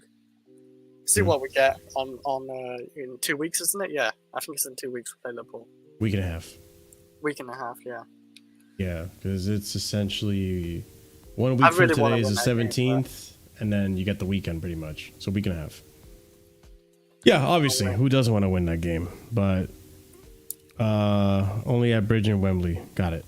Okay, let's go on to the next topic. We have a few more, ladies and gents, before we wrap it up. As always, thank you for being here, and be sure to smash up that like button. If we can get to 50 likes today, it'd be phenomenal. I know a lot of people check out during international break, and our stream isn't as active, but I'm seeing some new faces, and I'm glad to see you guys here, and I'm glad that we can be entertaining for you guys during this international break where things are a little dry. So this next one is a bit of revisionism. Is a bit of let's look back at what we could have had, but because people are crybabies, we didn't go for him. Well, that's part of the reason, I would like to believe. Duran revisionism. Listen, he didn't even still start. I went back into the timeline and I looked at what I said about Duran, right? And I think I sent you this clip, Chris. Yeah, Chris, you remember the clip I sent you recently? On something on Duran, but I still want to take it, by the way. So. No? No. I don't see the point of it. Unless he's going to be our main guy, main striker, then yeah. You know how much Aston Villa going to be offering now? Probably. Well, now, but before. Even 45 minutes still a lot. It is. Huh? 45 million for a player who doesn't really start is a lot of money. Do you know what his goal rate is right now? Oh, it's crazy good. I know. And He comes on and bangs and a goal. I know. I've been seeing it. like, It's a I know fake. we have that in Nkunku, right? Yeah. But it's not as efficient as Duran. I don't see And any listen, where he could but- fit over in Nkunku and Jackson.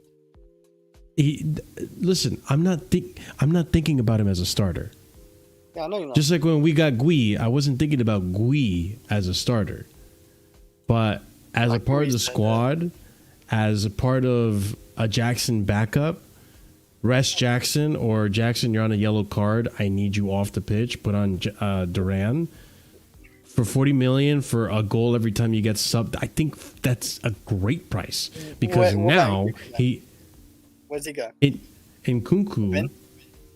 not in the bin, obviously not. But like Gui still gets minutes, even though Nkunku's in the team. So He like gets pity minutes. sometimes he starts, but he can't finish his thing. He started for The Servette. qualify, yeah, that's a qualified conference league. He ain't probably starting a game in the conference league now. But if he scores a goal, then it's a different narrative. He does start then, Do you think? I I, think- don't know. and then you try I think you'll Nkunku in the change it 10, or you find a way to incorporate Nkunku. I just don't believe because the forwards we got, like we got Felix, we Yeah, got Cole Palmer as 10s, we got Nkunku and Jackson. I still strong. I'm not saying Duran's a bad player, but I don't I think know we you're need a Duran unless we get like. I want a top striker if anything we're gonna do it. If we're gonna do it, I want like an Osman Navy, and he isn't that much more money by the way. 65 million release clause. That's cheaper than Duran probably right now. But- So who'd you rather? okay, first of all, I don't want Duran now because now Yeah. the price is way too much. But I said before in that clip I showed you, I understand why Chelsea fans are all like, no, I don't want him. I don't know who he is. He's not Ronaldo. Like, Okay. I understand Accept that. I understand. I'm being extreme.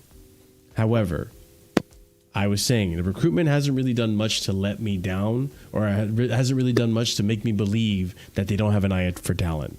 And so if they think this guy is the guy, then so be it. Let it happen.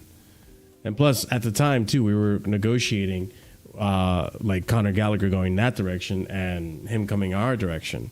Pause. So just some news here to look at, right? Chelsea and Aston Villa almost agreed on every term for John Duran in the summer. Conor Gallagher was in the deal, but the deal collapsed. The issue was Gallagher rejected Villa, and he wanted to decide his future after the Euros. Yeah, he wanted a bigger There's- club. That's fair enough. We can't force him at Aston Villa. We I can't get that, but chain him up. that's your the boy who had a dream, right? Who? Okay. Oh, Gallagher. Anyways, we continue. Chelsea still rate and appreciate John Duran. They really tried in the summer, but Aston Villa said 50 mil guaranteed or nothing, and now he's doing really well. Now that I look at it, that 50 mil price tag. He No. would have suited Man United more because Man United need an actual striker. I feel like Hoyland ain't really doing anything. Zerke's We okay, need a link up. backup striker. We got Nkunku. I don't think it's that deep. But I really don't. Nkunku's not a striker, and you know he's not a striker. He's not like a striker like Duran. I agree. He's not like an actual goal machine like him. But Nkunku does get goals, by the way. I don't know what his goals per minute is, but I bet it's something decent still. I don't. If we have Nkunku and Jackson, I don't see a point having Duran to that mix. We need then if we get Duran, then there'll be no Oshman, right? Mhm. Unless we move players on. I don't know what strikers we're moving I on to. genuinely wonder what would have happened if you saw glimmers of Cole Palmer and how he's played for us, but at Man City. I and did if want you Man would have, City. okay, but I still I don't would want say, it because he didn't no. play. listen to what I'm saying. Yeah, If you saw Cole Palmer, how he started last season up until this point, right? Until October time, right? last If season, you yeah. saw that Cole Palmer last season, but at City, Yeah. would you make the same argument right now that I still wouldn't pay 45 million for him We have Nani Madueke. No, I'd say whatever. 80 million for that. For Cole Palmer. You would have he was paid doing- 80 million then? The shit he was doing for Chelsea last season. The halfway Up through. until this point. Up until this point. Oh, 7 games in. I mean, I'd if they wanted 60 million, I wouldn't argue against it because he's looking promising. But that's what I mean. So what's the difference between Cole Palmer? My because difference is- you were upset. You were upset. You were upset that. Oh wait, hold on. Fuck. Oh, what? Big up, Sarcasm City.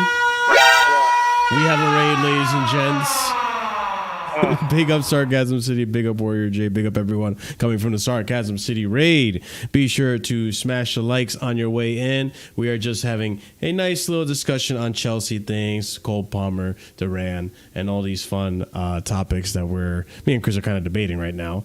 But if you like the content, smash up the button. If you also like the content, be sure to subscribe. Join us, a little Casually FC family here. But try to get us to 50 likes, people. We're actually really close. So those of you coming in, thank you so much for hitting those likes. And also, thank you so much to Flawless, Sarcasm City. I was just about to raid you guys once we were done here, but that's not happening now. But big up to you guys. Always appreciate the support and the love. All right, anyways, what I was saying is, I remember at the time, Chris, you were upset that we spent $45 million for Palmer, which at the time I understand. We didn't see the play. It's very much like Duran. We didn't know the player. We didn't see. We had a few minutes in the last season. I'll tell you that my reason why it was, by the way. But remember, Chris, like I'm just saying, like we saw a few minutes and we were like, okay, he's a good player, but he's not worth 45, right? Then what happens is we pay the 45. You get upset. Really good. And then he became really good. So what I'm trying to tell you is that, okay, you're saying right now, oh, I don't want Duran, whatever. I still don't think, what do you do with Jackson? I'm happy with Jackson, which I agree. I'm happy with Jackson. I was always happy with Jackson. But you pay, let's just assume it's this, right? 50 million pounds. You pay 50 million pounds for Duran, and then he starts getting the goals that you're seeing now. Then do you change your tune again like you did with Cole Palmer? That's what I'm trying to get at. I'm not going to say he's a bad player. I think he's a good player. And if we got him 50 million, yeah, fine. Great player, by the way. I would have been upset, just like you, because I didn't know the player, but I would have trusted the recruitment. Let me go to... Sorry, I know. Let me go to Cole Palmer. The reason I was upset with Cole Palmer is because I saw Kudus for 45 million. And I saw Kudus as more of a proven player, and Kudus is a good player. And he's still a good player, by the way. It's just not on Cole Palmer's level. And I'm glad we got Cole Palmer because the scouts saw something different, and this is why they get paid what they do. And with Duran, it's nothing really on Duran. I think Duran's a great player. I don't know if he's going to be world class, though. If he becomes world class, and like an Oshman level or bigger, then yeah, maybe I wish we signed him, Navy, I guess. But if he's going to be a player like not much of a big difference to Nkunku or Jackson, then it doesn't bother me that much because we have them. They are good players still. But if he's above a level above Nkunku and Jackson, then yeah, sure. I'd be upset at myself not wanting him at Navy, but like I don't know what level player this Duran guy is. He doesn't still start for Aston Villa because he doesn't fit in their team as a starting lineup. Surprisingly, how good he is. But yeah, that's my whole point. I just think we got players like Nkunku and Jackson who are good players like him, like Duran. It's just Duran can score a banger, and I don't think Jackson can score a banger like him or score as many goals as maybe a Duran can. But Jackson does offer good link up and all that, same as Nkunku. I don't think Duran does as well as they do. But here's the thing: you said you were upset with Palmer because Kudus was available. Yeah, right? That's why I wanted Kudus. You can even make the same argument in this situation right now with Duran because I was upset with Duran, or you could say maybe you were upset with Duran and Samu, right? Because Osimhen was there. Yeah, I really wanted Osimhen. Or even Gyökeres. Or even who's the one that plays for Red Bull right now? I always forget his name. No. Or you know what, Chris? I'll even give you a better one. Solanke was there. I don't want Solanke for that price. You don't want Solanke? Okay, never mind. I think Solanke's 65, 70 million. I'd rather go for an Sesko. Thank you, Adam. I always forget that guy's name. Sesko was there too, right? I don't know how much was Sesko with. I don't even know how much. I don't remember how much, it but it was around that price tag. Yeah, around 50 million. So if we're paying that price for like a Duran or a Samu, equally you would have been upset. I still stand by that. Samu. But I know what Chris, you're okay. Nah. Maybe it's the sample size is too small, but Samu is also looking like he's mudding us too because we didn't get him. Nah. Because he's scoring goals right now. Scored a few goals, yeah.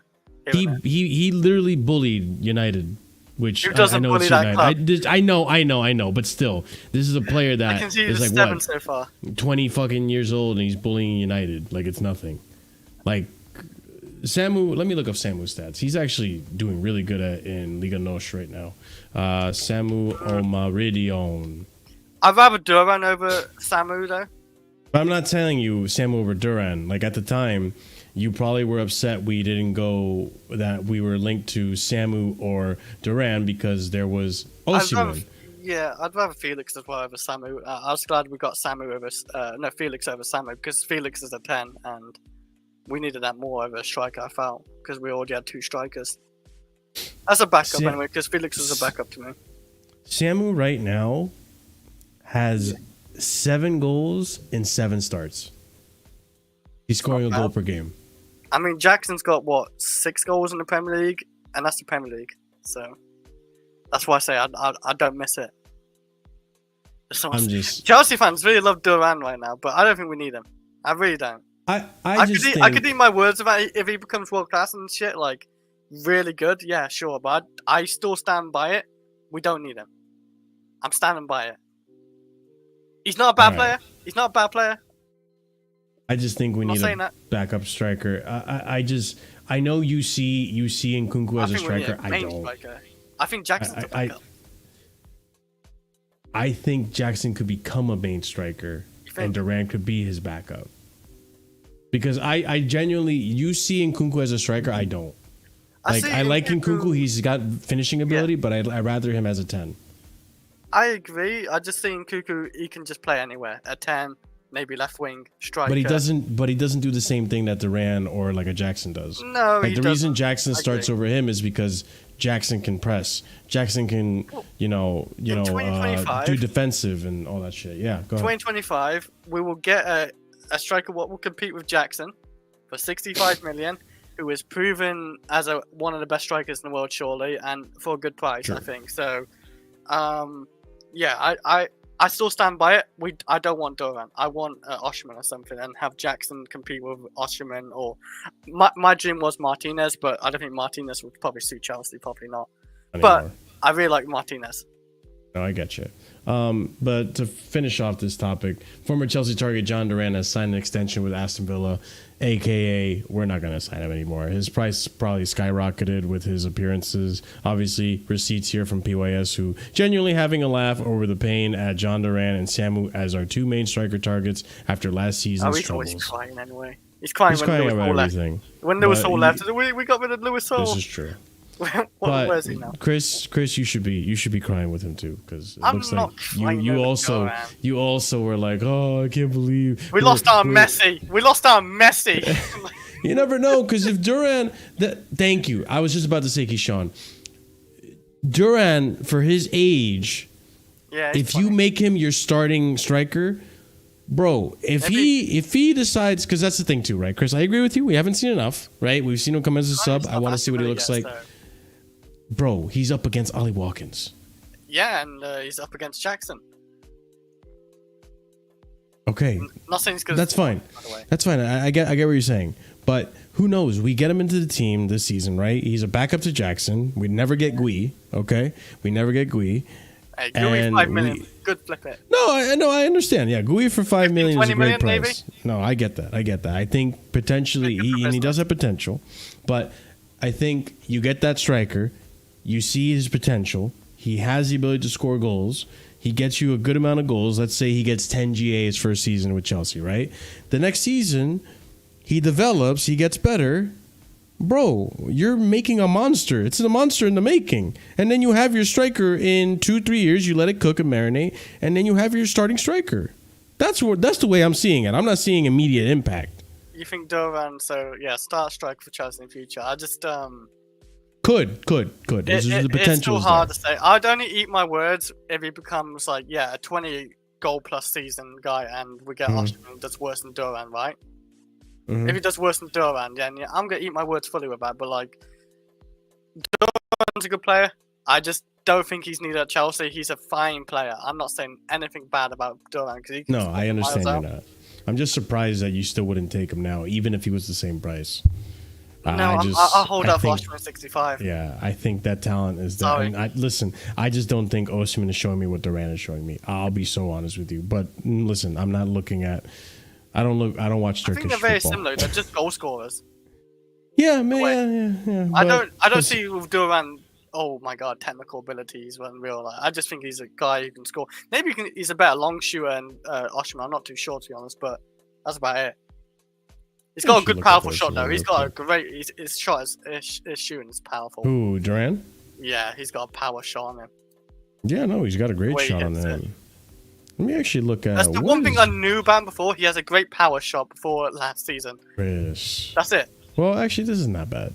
What? 4 games, 3 in Super League and 1 in Europa. Yeah. Osimhen is 2 and 4.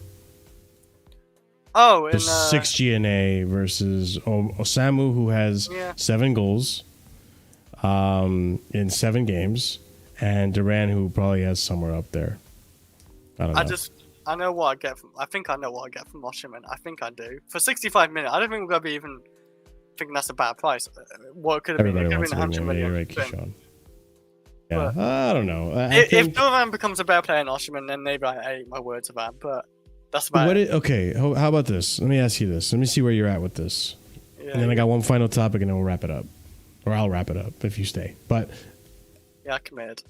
If 3 hours, fuck me. If this next transfer window, let's say January, we're linked with another striker that you've never heard of, are you gonna just another striker? Yes, a striker that you never heard of, and Osimhen doesn't happen. Okay. Are you gonna be okay with not happy? Okay if with letting Osimhen it somehow happen. don't happen, and I think that's unlikely at this point, but if he doesn't happen, then no, I'll be fine with. Honestly, I'll be fine with it because the scouting, like you said, have proven time. Yeah, that's after fine. time, That's what I'm they getting have at. proven it. I think they found gems like Gusto for 20 million. I thought Badiashile was a gem for 30 million, but I guess he's fell off a cliff after Poch. But he was really good that first season. I don't know what happened. There's a player in there. I don't know where it's gone. Duran, we was really heavily linked to him, and he's a good player. Cole Palmer, 45 million, another gem. Am I missing any real gems out there? Maybe Lavia, but his injury prone to hold him back. But yeah, for the prices and stuff, we found players like over the years, last 2 years anyway. It's great, but I wouldn't question it that much anyway. Let's say that. I just say let's see what he does at Chelsea at this point because the scouting is not really showing me players they bought and it's been stinky. Not really. Even Jackson, 30 million. I think that's great work. Yeah, no, I get it. All right, no, that's fair. I think that's fair because that's kind of the point I'm getting at. I have attendance, I don't think. Well, Yeah. maybe with Timo back in the day, but I learned. That's kind of the point I'm getting at, though, Chris. Right? It's like now that we're seeing the gems. Look, it's still early days. And I hope this is true, D. But it's still early days, right? Like we don't know. Like this whole thing could collapse and Duran doesn't score a goal for the rest of the season and Samu ends up getting benched and he doesn't score any more goals either. Like then who knows? Then people were right to criticize the scouting. But I'm at the point now where I'm like, okay, I'm looking at this team right now and what the scouting built and with the proper manager, and it's cooking. I like what I'm seeing. So now I'm like, you know what? Maybe the criticism of the management was overreactionary. It came from ignorance, and people should just calm the fuck down. And now it is happening because Duran's looking like he's a fucking phenomenal player. And Samuel Meridian is also doing it. And I have people on fucking YouTube telling me like, let's calm down. Let's like, they still got all this wrong. It's like, no, dude. Just admit you got it fucking wrong. You over-criticized. Not first season because that was not the same. It wasn't the same either, too, yeah. Like just admit that you over-criticized and you should just let them breathe and let them cook and see what they can make. because some people are saying like, oh, it's still too early. It's like, bro, the fact that we're even having this conversation is already showing proof that there was something there and that there was a reason for why we were linked to these players. I don't like these biases and agendas, man. I just say it like it is. Like, you have the facts in front of you. I don't know why people have to be so overly critical on fucking, oh, Duran, I've never heard of this guy. Duran, all yada yada. Never heard of and Cole then, Palmer, really. Only reason I never heard of Cole Palmer either. Was because he played for Man City a couple of times. And when we were linked to Cole Palmer, I was like, listen, I would have rather Olise, but if they see something in him, and I know he's a City guy, and I've seen him play a few times, and he looks decent, so be it. Let's see what he does. And boom, this guy is probably, if he keeps doing what he's doing, he's going to become a Chelsea legend. Like, it's insane. So that yeah, it is what it is. You know what to think about? If he continues like this, he's gonna be in that debate with Haaland and Mbappe for like Ballon d'Or. Like the way his form is, he is. He's in that form level. But I'm saying if he keeps the consistent level like this season, he's gonna be in that top 3 like debate with them easily. Because it's a new era now of football, by the way. No Messi, no Ronaldo. 100%. New era. These players can make a name for themselves like that. Okay. The last thing I'm gonna. No. It's not random at all. I get where you're coming from. I just want to transition over to the last topic before we end tonight's show. Ladies and gentlemen, thank you for being here. Listen, we're really close to 50 likes, 9 more, and we're there. So if there's 9 of you guys that either just tuned in, came from the raid, big up to the Bridge Nation raid, big up to Sarcasm City raid. If you haven't already hit those likes, helps us out so much, more than you can believe. It helps us out tremendously. So go ahead, smash the likes. It's easy, it's free, and a breeze. So let's go ahead, finish it off with the last topic of tonight's show. And big up to Chris for doing the 3 hours. I didn't expect it. Yeah, I didn't expect it at all. So big up to you, bro. Okay. Christopher Nkunku has spoken and done an interview. Wait, what do you mean when he had hair? Oh, Mikhailo. Okay, yeah. Enzo Maresca has challenged big money signings Mikhailo Mudryk and Christopher Nkunku to use Europe's third tier competition to show they should be playing in the Premier League. And wait, we'll get to this in the next show. When people just tell me that Enzo Maresca has to play Enzo Fernandez because of how much he costs, I look at this tweet and these 2 players and I say that's fucking absolute bullshit. So we continue. Christopher Nkunku with Chelsea, and this was October 3rd, by the way. 10 goals, 960 minutes, a goal every 96 minutes. That's pretty much a goal a game. That's not bad at all, man. That's really good. Christopher Nkunku has been showing his class, which is very impressive. We continue on. Christopher Nkunku back with France squad after long absence. The champ has always been monitoring him and considering him as part of the project. And listen, being left out of the France squad in recent years is not a fault of the player. They have a lot of talent. Chris knows. Nkunku on the sub role at Chelsea. It's the coach who decides if I have to play as a starter. All the players want to be one. I'm hungry to play and show that I'm capable of. And listen, Nkunku, you are a starter. Your role is to help us win trophies versus to help us in the Premier League. But you will have your time to shine in the Premier League without a doubt, because I don't think Jackson's going to stay fit for the whole season. And there will be times when we're going to need you on the left flank or the middle and stuff. Like, you're a versatile player. Listen, I didn't mind him on the left. If you rewatch the Man City, game, you can see he's actually decent on the left. He didn't do nothing wrong in that when he played Man City. I just didn't see enough. Maybe that's my problem. But by the way, he's already helping us in the Premier League this season. Exactly. I don't mind his role right now. I do want him to start from time to time. But that's what I mean. Like, these players, I think Maresca's doing a good job of making these players understand. Be patient. You have a role in the team. It will come when it comes, and we will be successful because of you achieving that role. And when the time comes when I need you to start, you will start. Because I don't think Maresca is also dumb. Like, if he doesn't think a player is good for a certain matchup, he'll take the player out and put in another player.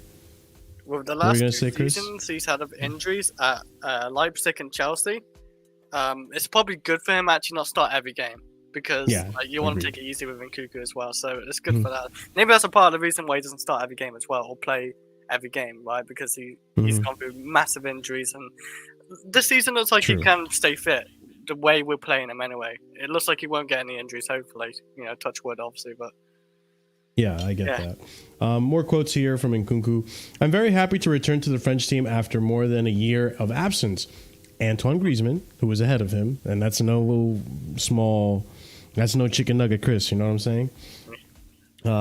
Year of absence. Antoine Griezmann has left an immense legacy. He has marked a generation. I will not try to replace him. I just want to give my contribution. We have different characteristics. I have been through very difficult moments on the psychological level. These are situations that make you stronger. Now I know my body, my patience, and my resilience. I have come a long way. The injuries are behind me. The goal now is to stay healthy and enjoy myself. So big up to Nkunku for that. I mean, I think that's respectable. So I'll give you a round of applause for that. Very mature answer there.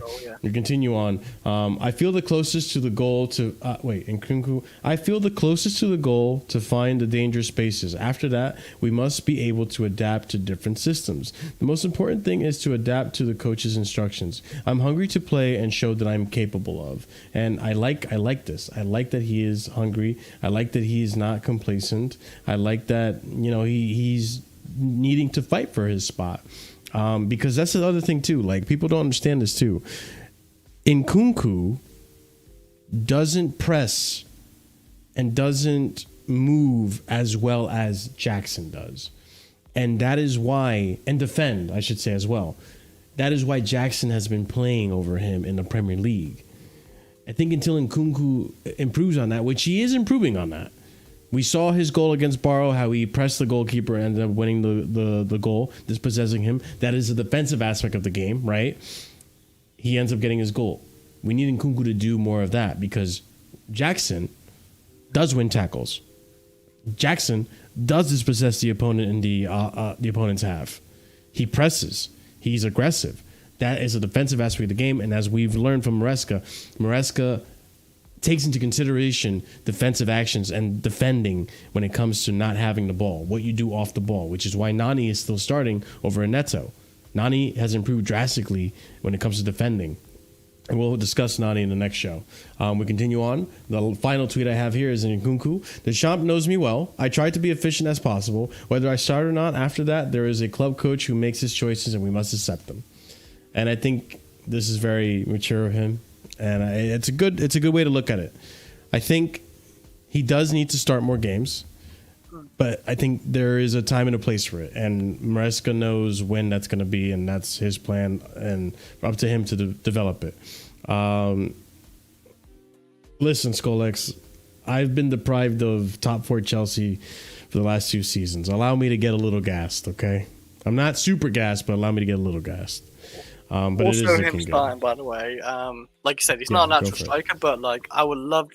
I don't know if it can work under Enzo's Maresca system, but I would love to see Cole Palmer on the right, Nkunku in the middle, Jackson up front with Sancho on the left, or Neto, or whoever it is, right? I want to see something like that because I think Nkunku is he'd be definitely starting for a lot of teams right now. Like, he'd be starting for Man United, he'd be starting for Liverpool, I reckon. Definitely a chance in there. Arsenal, he'd be playing up top for them, probably. He's better than Kai Havertz. He's better. He's levels ahead of Kai Havertz as a player. He could actually, I don't know if Man City need like a forward line, but he could maybe start with somewhere in Man City since De Bruyne is injured, right? But he's a great player. It's just funny enough, like, I guess Madueke does bring something for Enzo Maresca, like defensively wise, but like, I don't know how long that's going to last if he doesn't really help the attack as much anyway, let's say that, or be wasteful consistently. Like, Nkunku will get his minutes in as well, start-wise. Somewhere. Yeah. And I agree with you. Listen, I implore people to rewatch that first game of the season where we played Man City and pay closer attention to what Cole Palmer does on the right. Yeah. Also keeping in mind that he wasn't fit at the time. Yeah. He had just come off fresh from. Well that game. Decent. He did. When he had the ball, when he had a chance to create an opportunity, he did, and we flubbed it. Mind you, Jackson also wasn't fully fit that game. Yeah. There's a lot of players that weren't fully fit. And I implore people to also look at big up Chelsea perspective. I also implore people to look at how Nkunku plays that game as well. I genuinely think those two games were very misunderstood games, and if you rewatch them, you can see that these players were actually a lot more active than people were saying they were, and that the positions there where they were actually a lot better than people like to give them credit for. So. I want to see. No, not at all. But like, definitely rewatching that game, you can see like there were deficiencies. We still didn't. We weren't as organized as we are now. Our defense wasn't nearly as good as it is now.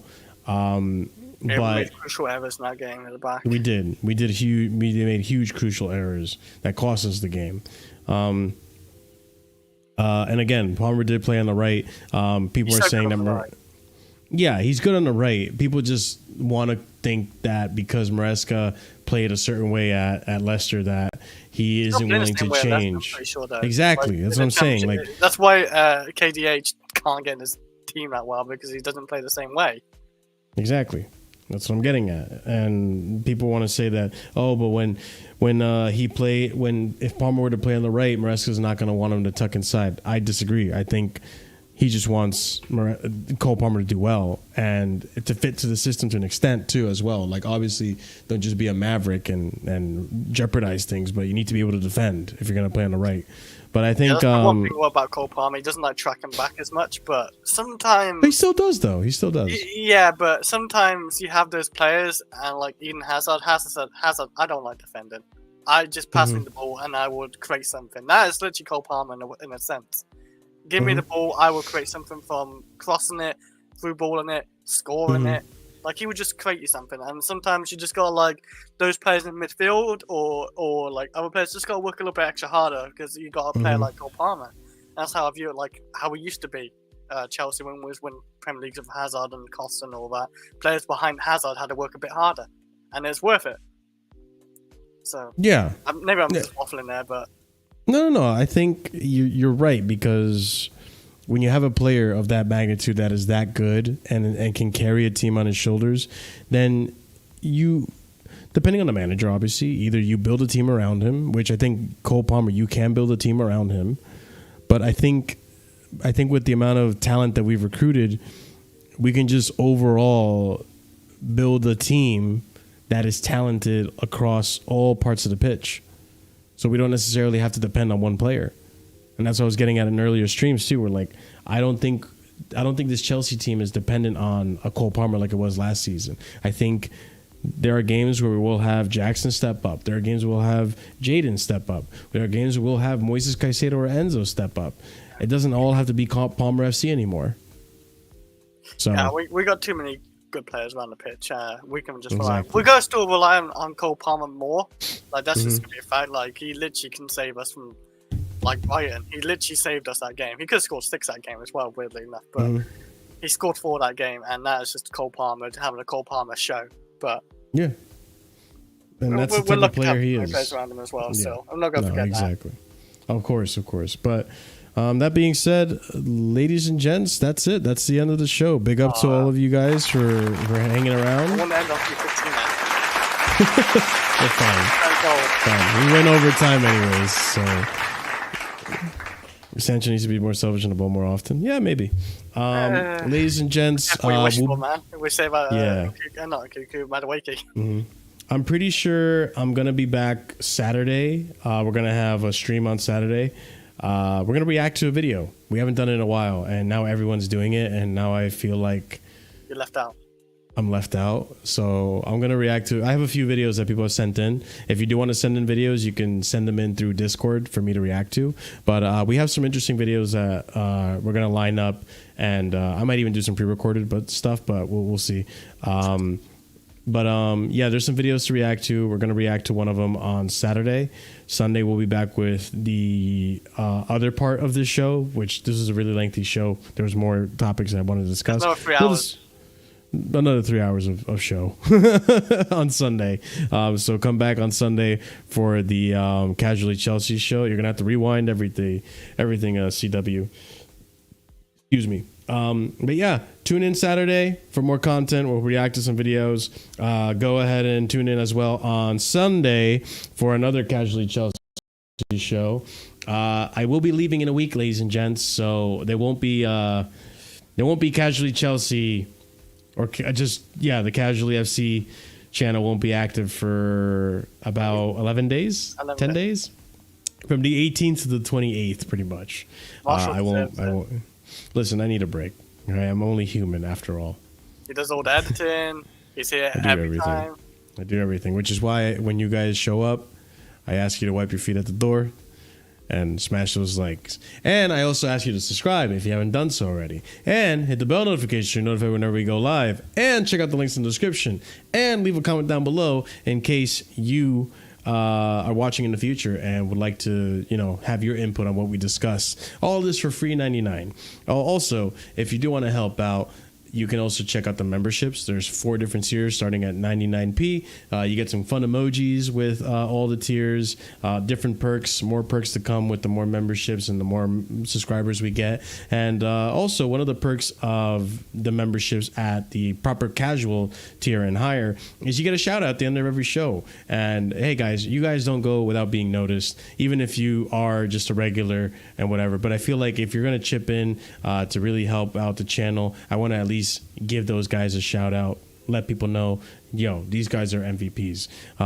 So that's going to go out to EE, Hassan Nawaz, Dark, Adrian, Soliman, and Scott. Thank you guys so much for your support. I do appreciate it tremendously, more than you can believe. And I do appreciate the support of all you guys that are tuning in, watching the show, all you guys who are members at the $1 tier, whatever tier, everyone on the panel, all that fun stuff. Hey, listen, we're all about gratitude on this platform and being honest and speaking it like it is. And no agendas here except for Real Chris, who has a Team of Earner agenda. Other than that, no agendas here.